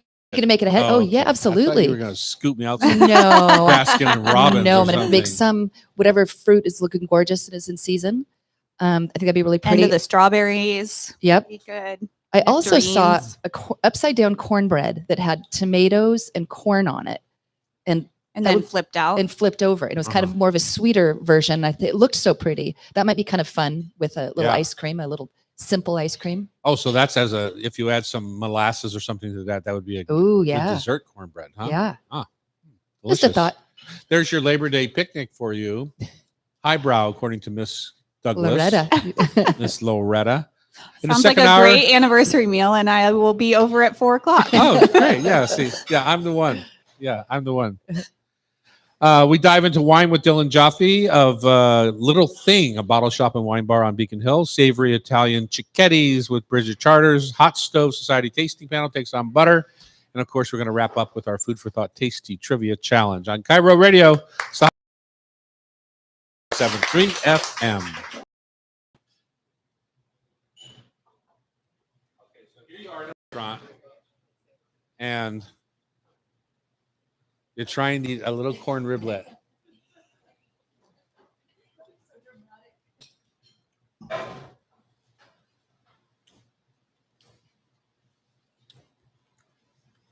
Is it good? Of course, it's fine. But would it be good as a whole corn on the cob? Is the question. I think it's easier to eat than I imagined. Yeah, but if it has a sauce or something on it, you're just a big mess. Real close. Yeah. Sounds good. I think it's a gimmick. I think it's nice to always Tastes cut like it off deep the cob fryer. for your guests. Yeah, Just take the time. you got a big cob spike in there.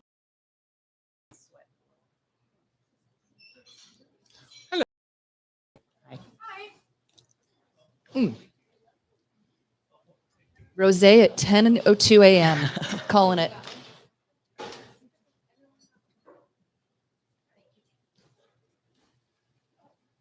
How do you say your last name? Coffee. Joffe. Light coffee. Coffee with a J. It How was your breakfast, Dylan? was delicious. Did it go well with the wine?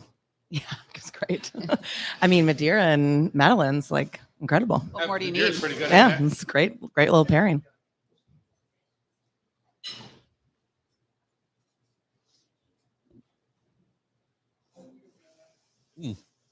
I did that so I could taste it with wine. So many food and beverages. I know.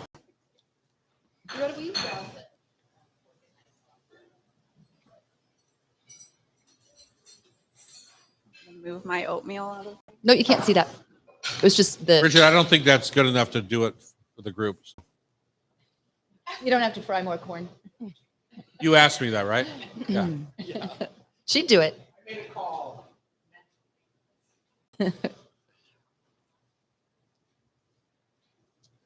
All right, hour number 2. Here we go. Welcome back. Hour number 2 of the Hot Stove Society Show on Labor Day weekend. Thank you all for joining us. Hopefully, you're picking some tomatoes in your garden, or maybe you're driving down the freeway, or maybe you're taking a jog around Green Lake. Who knows what you're up to when you listen We're to really our show. motivating jog playlist. Maybe Yeah. they're huckleberry picking, which I'm going to be doing tonight. Are you going to go huckleberry? I'm going Watch huckleberry out for picking up those in the mountains. bears. Yeah, we're bringing a dog with a bell. Because last year my friend did run You are into a just bear. like the Miss Perfect. I'm going to not bring my a dog. dog with a bell. It's her dog. It's her. Okay. Yeah, it's perfect. Yeah. Is it up at your house in Alpental? Yep, that's where we'll be going from. Yeah, fun. Warren Webster, the wild huckleberry man. Remember that? Yeah, I always something about said, a bear. what's it like out there? He said, well, Tom, a lot of bears out there. And then he would proceed to sell me 5 gallons of huckleberries Ooh, purple with fingers. purple hands. Love it. Dylan is here. She's in the hot seat right now. She's the owner of Little Thing, a bottle shop and wine bar on Beacon Hill. And so tell me about you, Dylan. You've met Loretta before? No, first No, time. First First time. time. Yeah, for all of you. Yeah. Welcome, welcome. Thank you. I'm happy to be here. Well, Dylan's here because our audience member, Jim Maurer, had been in your shop and raved about it and said, I really think you need to have her on the show. Well, is So- that any sort of reference there? It's his, no. Yeah, Jim came in with a friend in the neighborhood who has a spot in Beacon Hill, and we're this like really centrally located kind of neighborhood spot. So it was lovely. We got to chat a little bit, and this came highly recommended. Perfect. Yeah. Yeah. So Little Thing is kind of how it sounds, 500 square foot wine shop and bar, really curated, small selection, and really built to be neighborhood hub, third place where you have to spend a little bit of money, but still can come and kind of meet neighbors, wait for your table at a neighboring restaurant, join the wine club, buy a bottle to go. What inspired you to open it? Yeah, I have been working in wine in Seattle for the last decade, and I had a job at a really different place, which was really large scale, selling wine through a daily email list. And what I heard over and over again was people wanted the smaller, kind of more personal way to buy Sounds wine. like Esquin. No, but really close to Esquin, down on First, but selling wine through an email list where I was the staff writer and wine buyer. And so I, kind of had this realization that I wanted to be the boss, and if I could do it for someone else, why not do it for myself? And so started looking for a space. I live in Beacon Hill, and it was really important for me to have this shop in my own neighborhood. I wanted this kind of smaller life. And so I could, meet my neighbors, interact with people, kind of get offline and have this more personal interaction every day. Fun. Yeah. And so this guy named Jim walks into your shop. And, A guy named Jim walks into the bar. we could write a story from here, couldn't we? Oh yeah, for sure. Yeah, walks in, and I recently was on New Day Northwest, and I think that's how Jim's friend originally found me. And and Becky and Here we I, are. or Bex and I chatted, and the rest is history. Yeah. Sharing the hot stove together. And speaking Yeah. of writing, you've got your newsletters just super fun and thoughtful. Thank you. So Yeah. have you been a writer for a long time? I have, I have a kind of non-traditional hospitality background. I started off in campaigns and nonprofits, and then went into marketing. And at the same time, needed to make money to be the maid of honor in a wedding when I was 24, and sent my application out to kind of every restaurant in the neighborhood in Boston that I was living in, and just lucked out and kind of got scooped into this restaurant. We won a James Beard Award that year. I had no business working there whatsoever, and they really just kind of enveloped me. And for a long time, I tried to make both things still work. I tried to be a writer and also kind of scratch this itch of hospitality. And finally, about 10 years ago, made that switch over. And so, we make these really fun magazines every month for our wine club. And it is pretty like long form, in-depth writing about wine. Love What it. did you bring us and today? unique. I brought our own private label Little Thing Rosé. So this is made with Andrew Lotta, who's this incredible winemaker here in Washington, was my work neighbor for many years and a really good personal friend of mine. And I had run a private label program for the last place I worked. So when we were opening Little Thing, I knew I wanted to do our own label. So this is Rosé from Yakima. It is from one vineyard owned by Dick Boucher, who's kind of this like grape growing legend in Washington. And it's from Oldfield Vineyard. It's all Grenache and Mourvèdre done with indigenous yeast. So basically no yeast is added to start the fermentation, and aged entirely in stainless steel. It's Well, delicious. Dick Thank Boucher you. is a legend around Eastern Washington. Yeah. Uh, Cherries his as well as wife, grapes. Lou Ellen, is that his wife? Luann. Luann, Yeah. Many time guest at our farm over in Prosser, Washington. Oh. So, yeah. They're amazing. I mean, not to do with wine, but I have like my favorite story about meeting them where I brought a bunch of staff from the place I used to work out because we had sourced wine from that vineyard before. And there were all these baby kittens, and we're all holding them. And all these city kids have these like tiny little cats. And Dick comes out and says, he's like, "Oh, I have the funniest story. One of these cats, I was driving into the city, and I got there, smelled something weird, opened the hood, and one of the cats had fallen asleep and it died." And all these poor Seattleites are just like grief stricken. And Luann comes out and is like, Dick, these are city folk. You cannot tell them this story. This is not funny to them. And I loved it. I was like, oh, that's so farmer behavior versus. Yeah, exactly. Crispy kitten in your hood. I know. Well, tell us Sorry, I about- should have said no, trigger warning to all of the Seattleites listening to the story. Tell us about your wine club. Yeah, so we have a little wine club. We started the wine club before we opened the brick and mortar, mostly as a way to not like hemorrhage money during a build out. But we offer 2, 4, or 6 bottles of wine a month. And it really is like a snapshot. It's very seasonal. So it's like, what do we think you should be drinking in August or as we get ready for next week in September? And it's fun. We have this kind of big growing community and we do tastings. We have a lot of regulars that are in the wine club as well and in the neighborhood. And they come in once a month at least to pick it up. And you kind of pick it up that month. If you don't pick it up that month, we'll still give you wine the next month. It might just be different bottles than you were expecting. And do you ship as well? No. Okay. Shipping wine is horrible business. It's very Often- hard. Often costs more to ship than the wine costs. So, Yeah. It's very expensive. And honestly, Little Thing is really built around this idea of like the neighborhood shop. And I tell people constantly, you know, it'd be great for my friends and family. I'm from Maine, my family in Maine. I'd love for them to have our wines, but ultimately there is a local shop in Maine that they should buy Right. their wine from. So it's really about supporting local. That's Absolutely. And we focus on wines from around the world, but the kind of, I think, like thread throughout that is these like small, I call it grower and producer forward wineries. So wineries with real people at the helm, whether that's local like Andrew in our backyard or it's some small farm in insert whatever European Right. country. What are the biggest mistakes that people make about wine after the idea that they're intimidated because they don't really know about wine, right? Because I Yeah. think that's a huge issue in wine selling is like the intimidation factor. But other mistakes people make, in my mind, are like prices. Everything. If it's expensive, it must be better. And of course, that's why you have a nice little shop like yours to kind of get people around that fact. Mhm. Like, here's a great value. This is the best rosé I have for the price. You know, Yeah. I love that in a small shop, that kind of service. Yeah, we're really trying to focus on how to be approachable to, for one, our neighborhood, Beacon Hill, which like a lot of Seattle has been gentrified, but still there's people who have lived there for 30, 40 years, and we want to have great value at kind of every price range. And I actually think the biggest misconception or mistake people make is having like set ideas. Like, I don't like Chardonnay is right, the famous Right. statement. Right. Or I don't like insert whatever grape that is. And kind of the way our business is built is that you may come in saying, I want to buy Sauvignon Blanc. And I actually do not have a single bottle of Sauvignon Blanc, but I have Picpoul de Pinet, which you're going to love. Mhm. And you kind of have to be able to trust in that. And it's a little bit of a risk, like Mhm. me assuming that people will just blindly trust me. But so far it's worked out. so. Right. Tell us about that wine. Yeah, Picpoul de Pinet is a wine from the south of France, little white wine region. It's so funny. You think of south of France, you can think of rosé, obviously, but also these kind of bigger, maybe more unctuous reds that kind of get baked in the hot Bandol. sun. Yeah, I'm I'm a big 100%. Bandol fan. Yeah. Yeah. And so Picpoul de Pinet is like Picpoul's the grape. It means lip stinger in French. And it's called that because it has this really natural high acidity.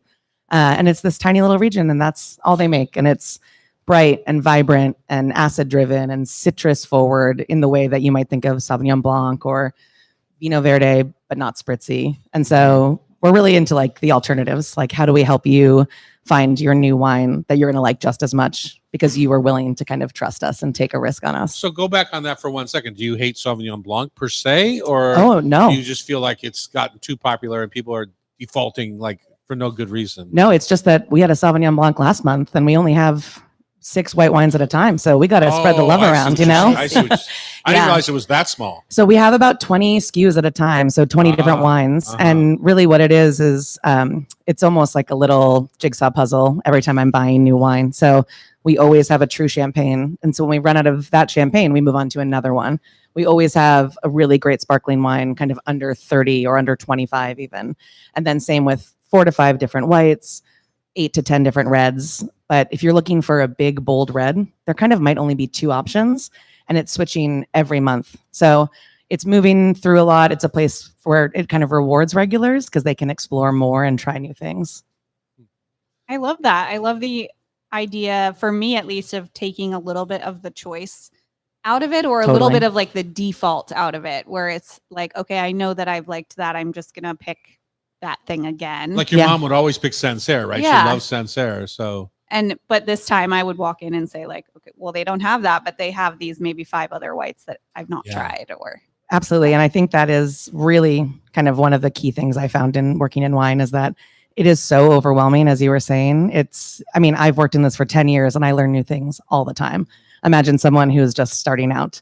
And so to be able to provide a little bit of choice, but not too much choice, is like, it just takes away a whole level of fear, I Mhm. think, for the consumer. and adds a whole level of trust Yeah. because it's sometimes difficult to give your trust to somebody who you don't think they really know your palate or hmm you know, when you say I'm having salmon for dinner and you already know something about me, you're going to maybe choose a different wine for that supper. Absolutely. And I think that is like, I tell people all the time, that's the relationships you should build at your favorite restaurant, at your local wine shop. Yeah.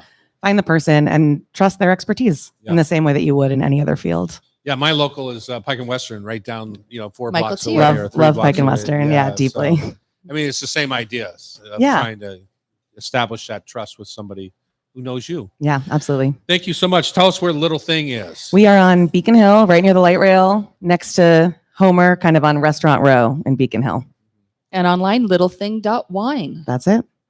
Thank you so much, Jillian. Thanks for Thank having you. me. Fun. We're going to dive into Cicchetti next with Bridget Charters on Cairo Radio. It's the Hot Stove Society Show, 97.3 FM. Thank you. Delicious. Thanks, Jim. Didn't that go nice with the crepe? Yeah. Oh, you were already done your crepe. It goes nice with everything. I'm a pacer, You're a pacer. which Jackie would laugh at. She thinks I eat so fast. Hey, Bridget, you ready?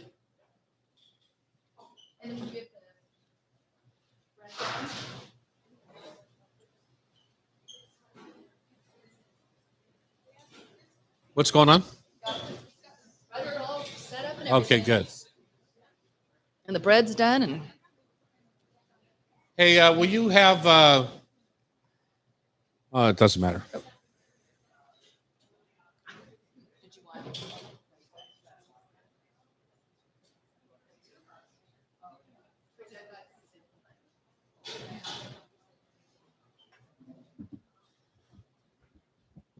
Hi, Tom. Hello, Brigitte.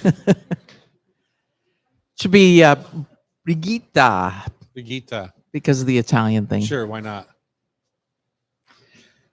Will you have Annie change our description online of this? I already class? did. Okay, good. she did last night after.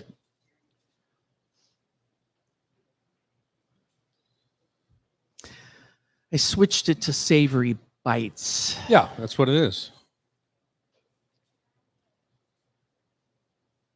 And then just change the description because it's not all bread or pastry based. It's not? Huh? Oh. I mean, that's what I did for this class. Got it. Okay. Oh, but Chiquita. Yeah. Got Somebody named the class. Yeah. And it. I Oh, was okay. like, It wasn't you. Okay. oh, Yeah. oh. I would have called it Stuzzacchini. More Milanese. Milanese. Welcome back. Bye. Welcome back. Bye. Welcome back to the Hot Stove Society Show. One of our frequent co-hosts, Bridget Charters, has taken the guest seat today. She's a presenter here at the Hot Stove. She and I worked together this last weekend making tributes to Julia Child. Oh, man. All day Friday, all day Saturday, all day Thursday. I needed to rest on Sunday, Tom. How many I just courses? laid around and watched tennis. It was 7 or 8. Yeah. Yeah. It was lovely. Uh-huh. I heard it was a lot of fun. Yeah, it was great. Yeah. I hope we did Julia proud. You know, Mhm. every year in I think August so. we have a celebration of her birthday, and so yeah, I hope we did. Hope we did her proud. I thought that little gravy that we made for the beef tenderloin was pretty darn tasty. Oh, the steak Diane sauce. Yeah. with the all-purpose jus. We had reduced Yeah, down that's- veal bones, beef bones, Mhm. duck bones, chicken bones, everything into an all-purpose kind of demi, and then made gravy out of that demi. And it reduced a little bit more. So, yeah, we have this pint of demi in there. That, It's like a brick. oh, When man. when it It's chills, beautiful. It's like a Flavor. You could bounce it like a Super Bowl. Yep. I'm going to Hockey steal puck. it. Bridget, you have a class coming up here on September 13th called Savory Cicchetti from little different kind of what I would, people know what tapas are. It's the same Right. idea. It's Cicchetti are Italian tapas, essentially. So In Italy, there's so many different words for the appetizers. That aperitivi in the plural. So Mhm. all those items that they would have at that aperitivi hour, which for some Italians starts just after noon. I They'll like take it. a little What do you mean? break They from have a the little office. corrective with their coffee in the morning. Are you kidding me? Exactly. Yeah. Exactly. Little But grappa. it's so cool at these little wine bars. They're not bound by super strict health departments. And so they work during the day making all these great little appetizers, and they're set up on plates. In Venice, the word cicchetti refers to those little bites. In Milan, it's stuzzichini, piemontese, but then as you travel south, different names, but it all refers to that aperitivo hour. And for this class, I just thought I should do some of those bread-based bites, those pastry style. And one of them that I just love, and Carlo Medioni used to do it, is called an infigulata. Carl up at Cafe Lago. No, it was Carlo Medioni Oh, at down in San- Vivande yeah, down in San Vivande, Fran, yeah. and he's Sicilian descent, and they used to make this. It was almost like a calzone, but bigger. This large bread roll that's filled with salami, cauliflower, olives, capers, greens.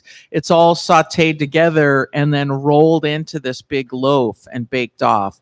And with chunks of the good Italian provolone, like you guys use at the Serious Pie. Mhm. And man, just like you died and gone to heaven. So they're going to start off with that. I'm going to show them how to make that. Okay. But then we're going to do gnocco frito. We're doing, You know, I feel like made that famous in the States is Mario Batali. yeah. He was the first one I saw that on the menu for in New York City. So Yeah, so there are a couple of hands-on items. One of them's the gnocco frito, because people are like, "Oh man," even me at home, I'm like, "I don't want to deep fry." Just the whole house smells, and oh, you big but with weenie. gnocco, I know, but with gnocco frito, you can do kind of a thin layer of oil, and it doesn't make a huge mess. And those things puff up; they look like little Venetian boats. And then you just lay. The Italians like to lay lardo over it, which Yeah, they is do. the cured pork fat. Yeah. I don't know. Well, and that's when it's still in cheek form. When it's still in a whole, they'll slice it thin on a slicer. they but just. Oh man, you can, if you go into Dario's place in Pinzano. Oh, right. In Panzano, yeah. He's got a bowl of it sitting there with rosemary and and cut up bread, and you simply just Dive in. you put it on your bread like butter. Oh, that's right. and He it's- makes a spread, doesn't yeah, he? he makes a spread. Oh, maybe I and, should do that. and while he's singing opera, cutting up your beefsteak, you can have a little lardo on a piece of bread with some It's toasted rosemary, and it's the best. It is. It's true. I mean, there's so many amazing things you can make with flour and water. It's the beauty of cuisine. I mean, it's worldwide, and what countries do with flour and water is mind-boggling. Go back to that. Well, I always say Italian donuts, but essentially it's an unsweetened donut dough, right? Right, right. And it's then you just pan fried, it poofs up, and then you it's could wrap yeasty. prosciutto, you could wrap lardo on it, you can do all sorts of things. Well, and it's just great to impress your guests, because you can make it in advance, have it cut, have it on sheet pans wrapped up nice and tight. And so then when the guests arrive, boop, you just pop it, and you've got some nice prosciutto that you mean- got from your local deli. I like it warm, so literally you pop it in the oven for 30 seconds. You do what you said, you deep fry You it, fry it, and then get it all prepped and ready to go, and then Right. right when your guests show up, you pop it in the oven for 15 to 30 seconds. right. You don't want to cook it. No, All you're doing is bringing it up to room because temperature. you want it soft and chewy, and Yeah. and again, prosciutto, speck, lardo. I mean, there are not many places here in town that have that. And then the other one that I love is there's a pasticcio, which is you're basically making kind of an elaborate pie dough. It's got a bit of fat and eggs in it, so it'll hold up. The torta milanese, have you had that in Milan? You know, the of one with the course I have, layered. yeah. So it's that exact same dough, but inside is ham and cheese. So you lay the dough in the pan, and you just make this big kind of slab pie, and then lay cheese and meat in there, Uh-huh. and then it gets baked off, egg washed and baked off. That's the same dough they use for like pate en croûte, right? Right. Yeah. It's a little puffier, a little eggier, Okay. and not as firm, you know. Anyway, it bakes off and it makes the most amazing little ham and cheese sandwiches. And again, you can make that just like a pie, no big deal, and then just have them built, stacked up in the freezer, and when guests come, bang, just into So the when oven. you walk into a Cicchetti bar, those will come out and they'll be an inch by an inch. They'll just be a bite, right? Yeah. Yeah. They're small. And so when you go into the Cicchetti bars in Venice, they've got the little teeny glasses for the goccio, the little gulp of wine. And it's like $2 or something. Yeah. In Spain, they put a toothpick in it and then they count the Called toothpicks so they know it's Pincho. pincho. Pincho. Yeah, Pincho, yeah. but that's in the Basque region. Right.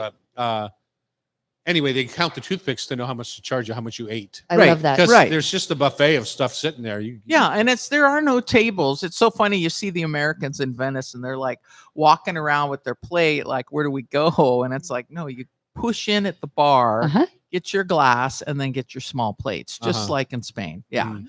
And it's great because it's a combination of savory, it's deep fried seafood for those cicchetti, it's like you said, marinated Tin fish. peppers. Yeah. It's all kinds of stuff. And Uh-huh. so stuzzichini, the same thing. I mean, you're doing crostini, they're topped. So you want variation. It's pieces of polenta that you grill up and put a little marinated calamari on top. Mhm. In Venice, I love all the little fishes. For this class, though, we're working on the bread stuff, and it's a lot of hands-on, and it's super delicious. And these are doughs that everybody can tackle, and so it's a good one. It's You go a great home with some class. skills. Always. We love doing hands-on stuff here at Hot Mhm. Stove. Yeah. So for sure. My idea of a great cicchetti is just that little braised meatball on top of a Oh, baguette yeah. or Italian bread of some sort, or in Spain the Andalusian meatballs. Right. And the seafood ones that they do in Venice too that are amazing. But in Venice they have all those little teeny octopus, or not octopus, but Cuttlefish. calamari Yeah. and the cuttlefish and the little teeny baby fishes that are just tossed in flour. Some friends just got back and they were like, "Oh my God, the little fish." And Or I the was little like, clams so they're the size of your pinky fingernail. Yeah. Mhm. They are the tiniest little things. amazing. And it's more like it's just like the whole process. There's nothing to really eat in those shells. but it's the But flavor. it's fun. It's the Oh, flavor. It's man. the broth, Yeah. Right. that you dip your bread into the broth or Right. yeah. That concept of bread at the table makes sense. And you see a lot of eggs. A lot of eggs. in Stuffed those. eggs, Mhm. fried eggs. Yeah, and the one I love is they hard boil eggs and press them through a sieve or a ricer, and then they do mixed herbs, called tarragon, parsley, Mimosa or chives. something? Is that what that's called? Well, yeah, when it's puffy like it, they call it mimosa because it's like the plant. Mhm. But they mix olive oil and a little minced shallot with the herbs, ton of olive oil in with those eggs, and it's this eggy, herby thing that they put on crostini or on polenta. And you could literally, if you wanted to, if you're having a bunch of guests over, make supper out of this. Yeah. I mean, it depends on kind of how you set it up. Make sure you have the areas covered: vegetables, fish, meat type scenario. Cicchetti party. When is Yeah, your class? September 13th, is it? From 2:30 to 4:30. Yeah, it's an Perfect. afternoon thing, so you Uh-huh. can have a few glasses of wine, few pops, and then snack And then snack and then learn take a some nap. skills. Go watch some golf Why not? Why wouldn't you? or tennis. The week after that is the Ryder Cup. So it's, Exactly. Yeah. The Hot Stove Society tasting panel is going to take on butter when we come back because it's a big deal, that butter. On Cairo Radio, it's 97.3 FM.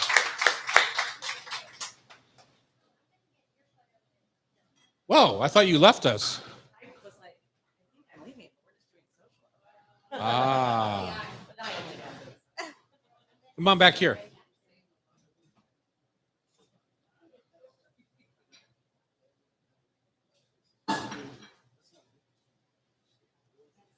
All right.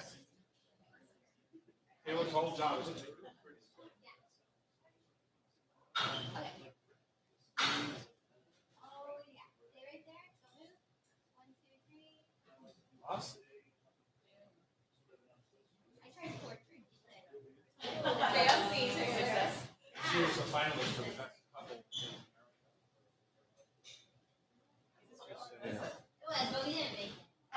I said a finalist. I didn't say you.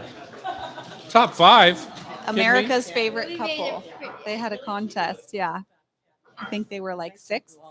Well, I can't wait to come to the shop. We have a new one in Magnolia too that she came on the show. Well, there is one in the village opening up soon, and then there's one more down neighborhood. It's like NBH neighborhood, yeah. But then there's a little Becky, what is the name of that bottle shop in Magnolia that she came on the show and she was awesome? Lucy. Yeah, she was so nice. Yeah. So that one's super cute too. So okay, bye. Thank you.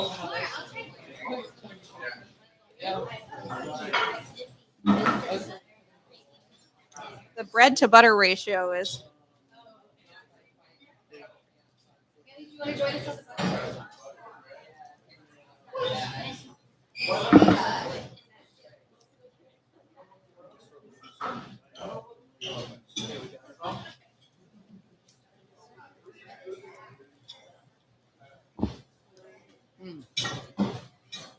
No question.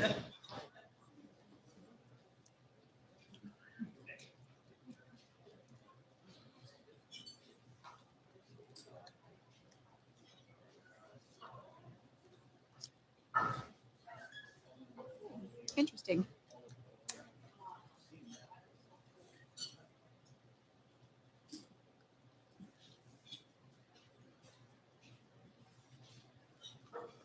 So these are all salted. They're all salted. Yep.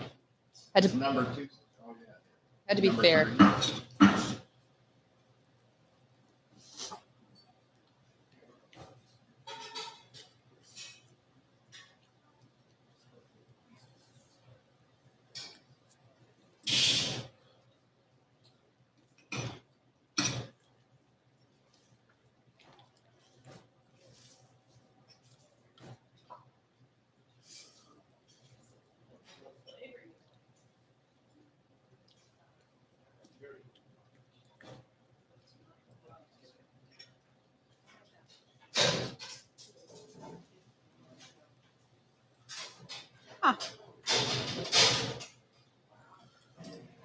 Well, number 3 tastes the saltiest to me, oddly.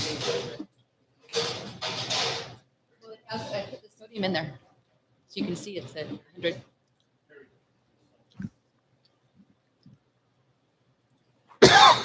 Interesting. Here. There you go.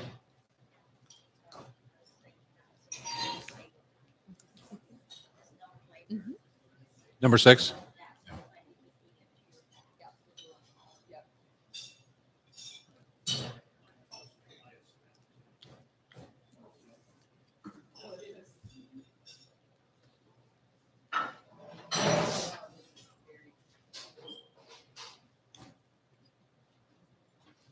Interesting.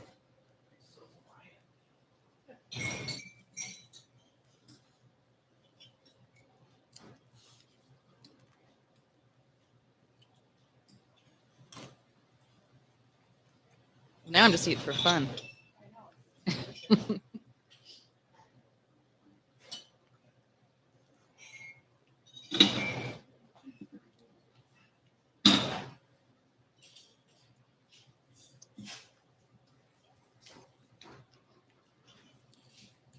Cam, did you get one? You have some thoughts?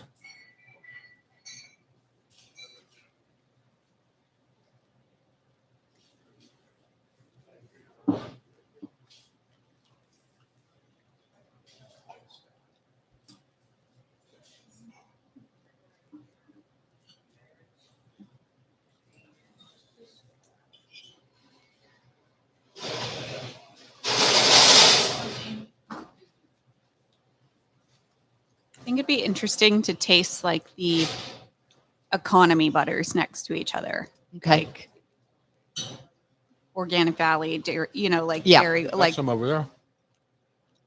but not next to these necessarily, because I feel like these are all, with the exception of maybe the last one, in kind of like a different I did Dairy Gold and Lucerne, but they both are the same. They tasted the same, so I just brought one. I brought the least expensive one. Did you want to? Cheap for you.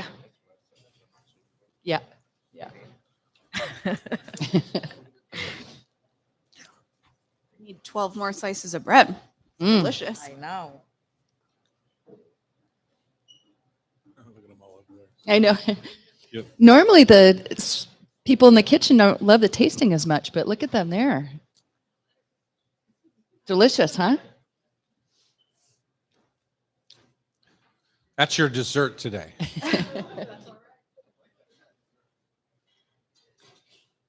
Next week we All right, here we are. We're back in the kitchen on Cairo Radio. Woohoo! Everyone's got a mouthful of butter right now. Becky, tell us what's going on. Well, we're doing a butter tasting. We have 6 different butters. At last year's Julia Child birthday, you guys did a French butter tasting. Uh-huh. And the winner was the Paysan Breton, and that was against the Désigny and Président. Right. And so, The DCE, which is one I thought was going to win, uh-huh. but the Payton, I or think- Paysan was Paysan, the winner. it was the salt crystals in it, I think, that people Yeah, really well, liked the other about. one has had it that, also. yeah. You can buy it with the crystals. Yeah. Right. So we did different butters. They're all salted because it wouldn't be fair to just have unsalted because that just wouldn't taste as good. Well, explain that. I'll explain that a little bit, Okay. which is that salt is really what drives your buds, right? Which is why Mhm. we salt everything, Mhm. whether it's Chinese soy sauce or whether it's Japanese shoyu, whatever it is. We love our salt, the French flake salt. And so that's what's driving flavor sometimes. And that's why when you eat salted butter next to unsalted butter, it's like, of course, the salted butter is going to win because Right. it's driving the flavor. The salt Right. is. So, And it's always nice to get unsalted too and salt it yourself. But for well, when you're baking, it's When you're good to bak- use unsalted right. because then you have exact quantities can of control salt that it. you can Yeah. control. Yeah. yeah.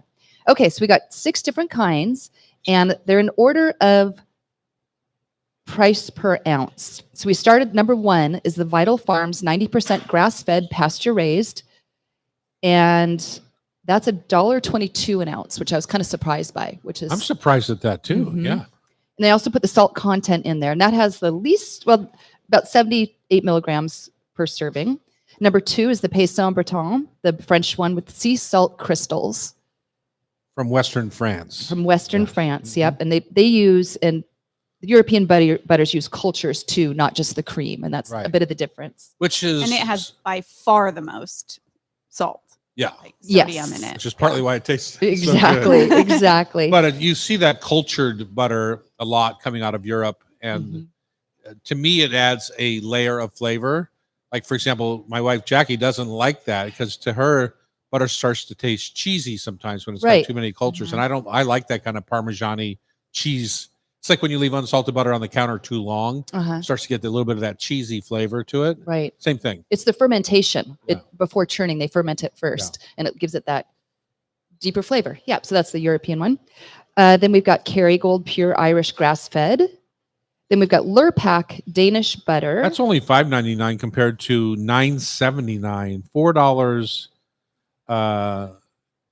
Let's see, they're both 8 ounces, so $4, $8 a pound cheaper. Mm-hmm. And that's local. That's going to make somebody change their mind. $8 a pound. Absolutely. Yeah. Definitely. And then the Lupak Danish, and then Land O'Lakes spread with olive oil. Wait. Kerrygold Pure Irish is not local.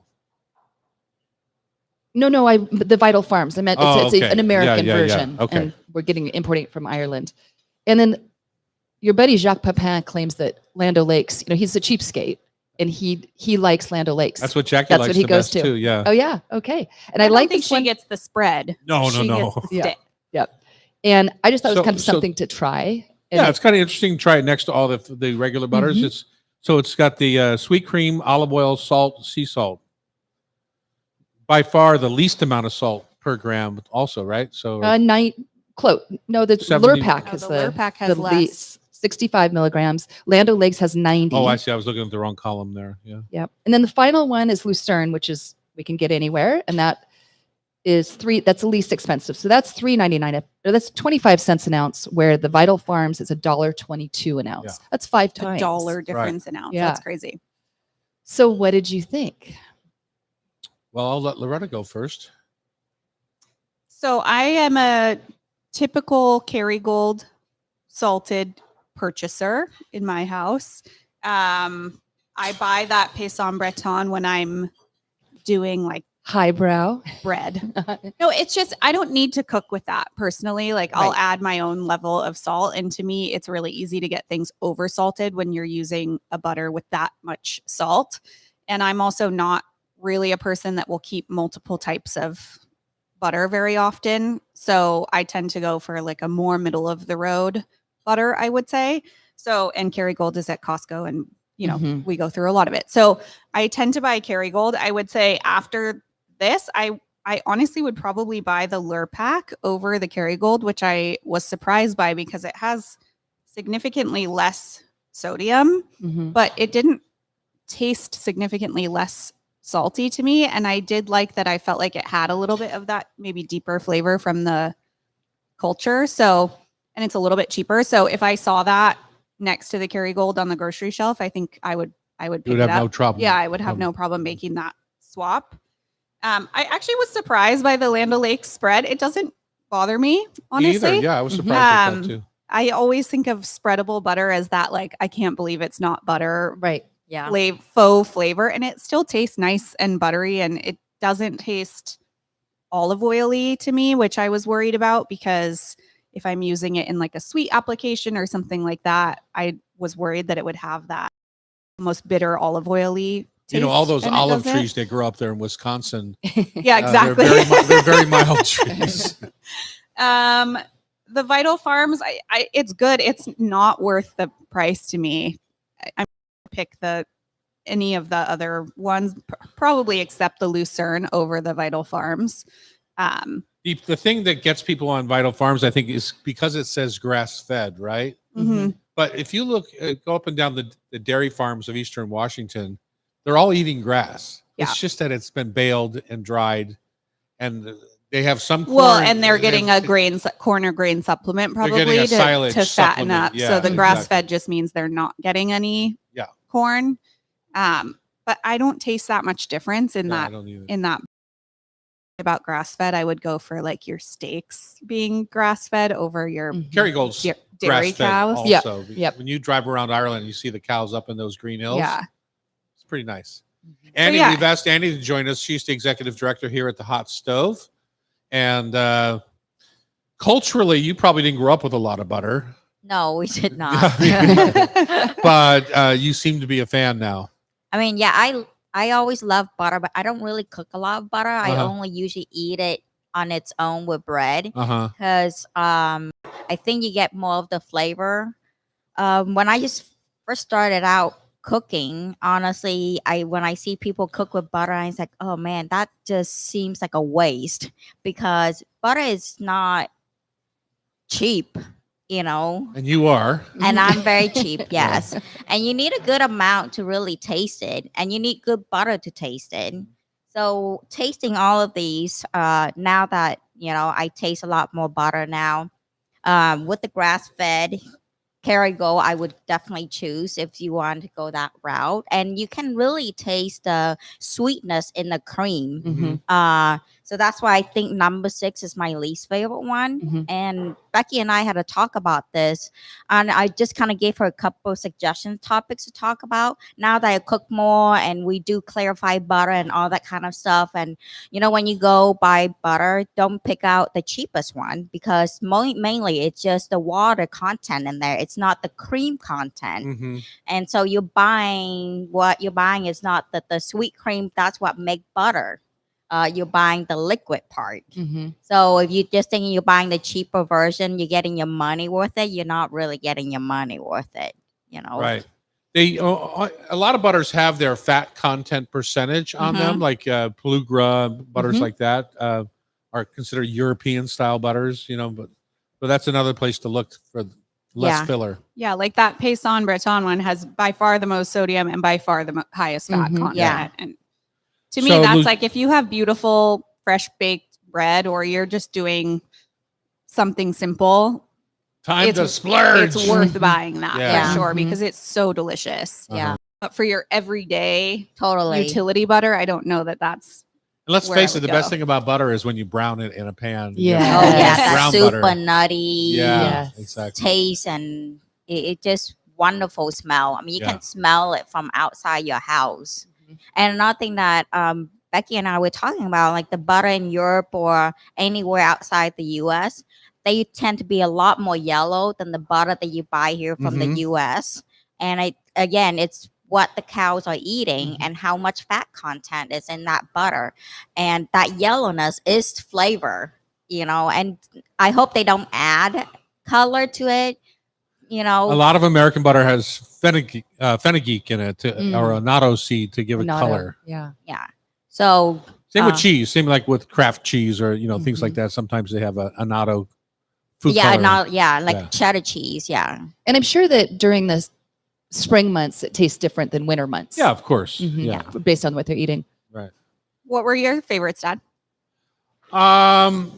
You know, I know the Paysan, so I use that all the time at home, and I know the Kerrygold. I would say the Lurpak was a surprise for me. Yeah, I the agree. Danish butter. So I never buy it. I don't know why, but that was the bigger surprise out of this group of butters. The Lucerne is obviously Safeway. The Vital Farms, I would never pay that price for that butter. And maybe it's maybe I'm not being sensitive enough to the carbon footprint or whatever it is that they're trying to get across with their grass fed, because so much when I drive by the dairy farm, so much of them are being fed hay or alfalfa along with their silage corn. So there's a lot of grass feeding going on. If I were to say what would I buy at the end of the day to use, for sure the Paysan, and then to bake with, I would go with the Kerrygold. The Lucerne, I don't like the color as much. Oh, actually, I was looking at the Land O'Lakes. I don't like the color of the Land O'Lakes. It doesn't feel right. White, yeah. Growing up, me personally, at our house, we always had Oleo because it was a price thing. When we went to Grandma's house, she always had real butter, and man, we dove in. All 10 of That you. was one of the things that we could look forward to at Grandma's house was Mhm. real butter. So, how about you, Bex? Well, you can see number 2 is gone. I love that. Yeah. But that's like a finishing salt. So that's it's the not, Paysan. It's not a baking one. No, it's the Yeah. Paysan. I was kind of surprised by the Land O'Lakes spread with olive oil. I'm not mad at it. Yeah. It's in a tub and it's kind of easy. So It's kind of nice in the summer. Like I find that my whole stick of Kerrygold, I'm not always getting through it before it starts to get that like cheesy taste, especially in the Uh-huh. summer when it's staying warm in my house. So those spreadable Land O'Lakes that you can keep in the fridge and it's still spreadable, I would buy Kinda that interesting, this time yeah. of year. I think when I don't necessarily want to keep my butter on the counter. If you have AC, obviously maybe that's not a concern, but I don't. So yeah, I was surprised by that one as well. All right. it was fun. Thank you, Annie, for Yeah. joining us. Up next, it's our weekly Food for Thought Tasty Trivia Challenge brought to you by Rub with Love Spice Rubs. Woohoo. Cairo Radio 97.3 FM. And we've asked Jim Maurer to come up because he did not write the questions. So we're turning the tables. Yeah. Are you going to go for I it? do better when I write it. Well, we'll see. Yeah. Will you come on up?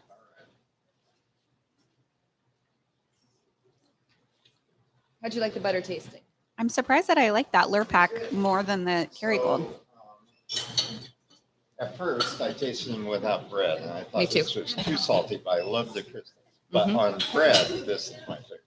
Oh, well, this is number 3. Oh, I'm sorry. Number Yes, 2 is it's gone. disappeared. It's gone. There's a lot of everything else. And then I like the Yeah. Yeah. I was surprised by that Lurpak one. It's creamier. Yeah. Yeah. But it's so, I mean, it's significantly less salt than the Kerrygold by 5 milligrams. And I didn't feel like it was missed.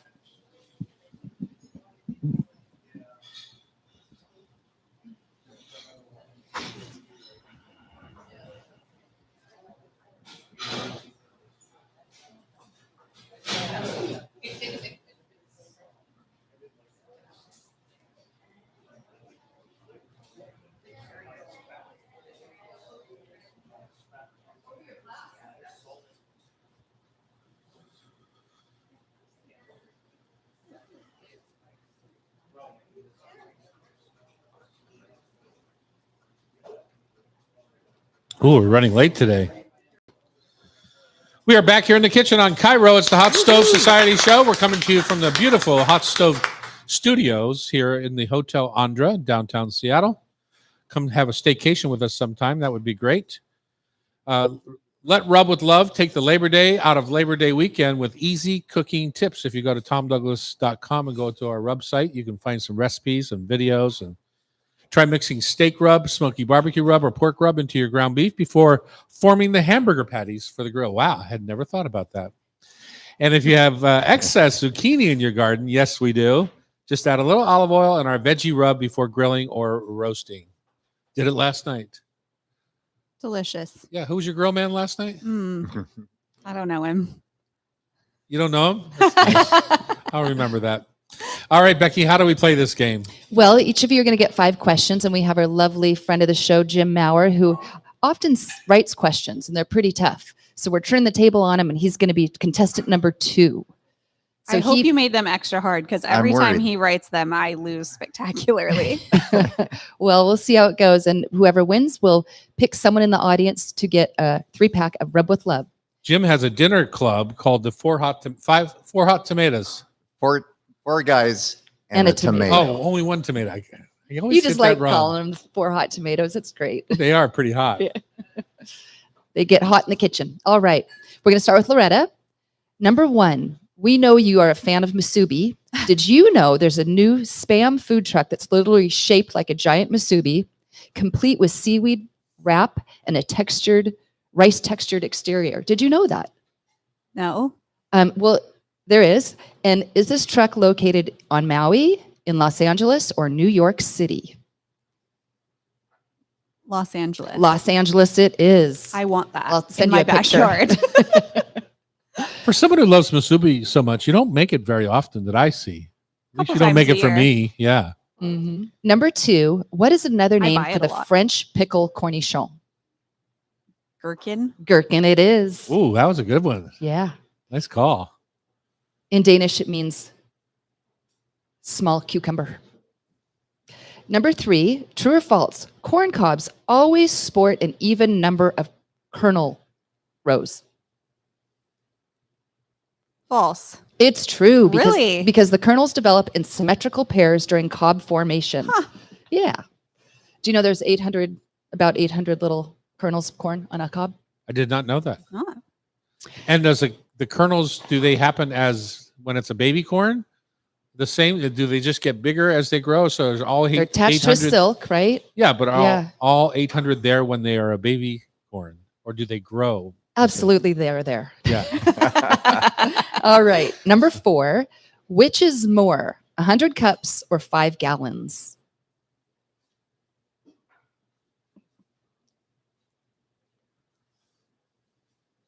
A 100 cups. 100 cups wins. Good job. Yeah. That's What is that relevant to? just making Just fun, making making fun. fun questions.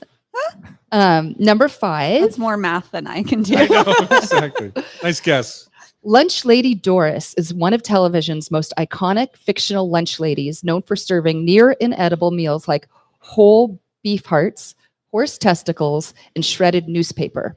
Which animated sitcom, now in its 37th season, features Lady Lunch Doris? Lady Lunch Doris. Lunch Lady Doris. The Simpsons. The Simpsons it is. I didn't know if you'd get that because I don't see you watching. Well, how Oh, many I did she love get? The Simpsons. Loretta got 4 out of 5. Nice work. Oh, All I'm worried. right. Nice work. Okay, Jim Maurer. Which vitamin found in foods like oranges and bell peppers is essential for boosting the immune system, especially important for children returning to school? It's got to be vitamin C. Vitamin C What the it heck, is. Becky? I didn't know Jim was going to be on today. That's the problem.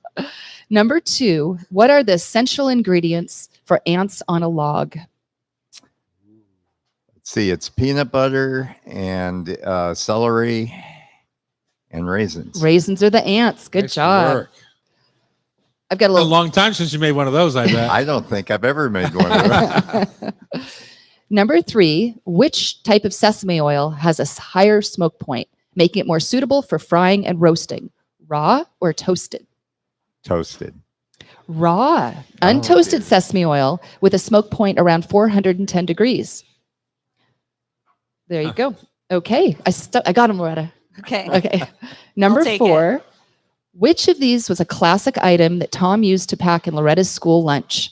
Peanut butter and jelly musubi, pot stickers, or quiche Lorraine? The Masubi sounds awful with the peanut butter. Peanut butter and jelly is one, musubi is another, or No, peanut no, butter it's and Peanut jelly. butter and jelly Musubi. musubi. I'm going with pot stickers. You got it, You Pops. gave it I away gave it when away. you said that. But I was like, Oh. that sounds horrific. I thought so too. I just couldn't answer that one. Everything was fine except for the seaweed wrap and the teriyaki Oh. glaze. I thought it was clever. Oh, I and wrote peanut it. butter and jelly together. Final question. True or false? The modern sandwich was invented in 1902 at a school in Massachusetts to make lunchtime quicker. Is that true or false? No, the Earl of the Sandwich You knew Invented it. that. Well, Everyone at knows the poker that. game. yeah, because he wanted to, yeah, okay, good, Continue to He had play to keep poker. his hands free. free. And so Yeah. everybody said, I'll have what sandwich is having. Okay, good job. 4 out of 5. Oh, we're tied. You got Nice a work. tie going. Okay, Tom. Number 1, yerba mate, a traditional South American drink enjoyed for It centuries. makes me twisted. Does it? Oh, can't drink it. Does it have caffeine? Yes. It does have caffeine. Yeah. Good job, but you don't like it. Oh, You don't like it? no. I love it. Yeah. It's like I don't drink cold brew either. It's like, Ooh, Too I- much I like a caffeine cup of makes coffee. you jittery. I like a cup of coffee. Give me okay. 2. The Michelada is Mexico's answer to the Bloody Mary. What alcohol is used instead of vodka? Tequila. Mezcal. Beer. Beer. Michelada. It's a michelada. Meat. Okay, michelada. That's Oh, why you didn't now know. I right, know. right. Yeah, of course. I Asaf- okay. Question number 3. Asafoetida is a spice commonly used in Indian cuisine, known for its strong aroma and flavor. Which is of the following is not a nickname for asafoetida? Devil's dung, baby saffron, stinking gum, or food of the gods? Not a clue. Anybody in the audience want to help me? No. We're drawing a blank. So say it again. Devil's tongue. What else? Baby saffron. Yes, baby saffron. It's baby saffron. Yeah. You're right. But so Never heard of baby saffron. okay, but you got it right. And Yeah. so asafoetida, it's apparently it transforms when it's dry. It's really funky smelling, but then once you cook it, it turns into an onion garlic flavor. Ah. So it's used a lot. All right, number 4. True or false? Over 90% of the United States frozen raspberries are grown in Washington State. Over 90%? Oh, that's a lot. Of the frozen crops. Oh, yes, then. 100%. It's true. Yeah. Over 90%. Washington leads that production, but most fresh raspberries come from California. That's a big freezer. That's a big freezer. Yeah, they work hard and they do. we'll Yeah, talk about IQF it them. pretty quick, within Yeah. 8 minutes, I think, Yeah. of picking something like that. Final question. See if we can have a 3-way tie. Which small portable fruit, often included in lunchboxes and known for its high fiber content, is native to the Mediterranean region and can be eaten fresh or dried? Oh, from the Mediterranean region. Mhm. What you got? Grapes. Grapes or raisins, so we'll take it. Yeah. Yeah. All right. 4 out of 5 tie. Okay. This is back to school Okay. theme. Anybody yell it out? Not you guys. Which food item is traditionally given to teachers, symbolizing knowledge and Apple. good? Apple. Yep. Tom got it. Good Oh, job. man. So Tom gets to pick out someone in the There we go. audience. You win a jar of spice rub from the gift shop. Yeah, there you go. Nice work on the grapes. Thanks, Jim. If you want to be part of our show, you can join the community at Tom Douglas and Co. If you want to be part of the show, you can join the community on Tom. No. If you want to be part of the show, you can join the community on YouTube Live at Tom Douglas and Co. or buy a ticket to join us here in the studio, like these fine folks did at hotstovesociety.com. The show is produced by Becky Guzak. Our technical wizard today is Cameron Thomas. And our talented editor at Cairo is Sean. Please don't call me Del Torre. He's also the one that does all the beautiful music. It's just FYI. Mhm. If you miss any episode of our Hot Stove Society show on Cairo, you can listen via podcast. Just subscribe with your favorite app. Thanks for listening. And happy Labor Day. That's next week. No, that's this week. We're prepping for. Next week. Yeah. Why didn't you? I've been saying I know, Labor Day all day today. I know I should have put that at the top. We have to do the show over. I'm sorry. I must have said it a dozen times. 3, I think. Yeah. Okay. Sean DeTore, see if you can edit out my Labor Day comments.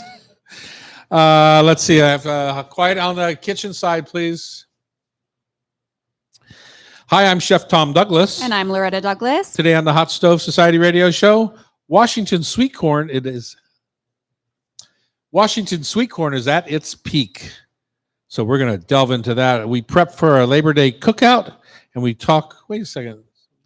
Because we're prepping for a We're Labor Day. prepping So for it. that was, because if we did the show, it'd be Monday, it'd be too late. Okay. We prep for quiet on the kitchen side, please. We prep for our Labor Day cookout and we talk with Dylan Jaffe, owner of The Little Thing, a bottle shop and wine bar on Beacon Hill. All right. All right.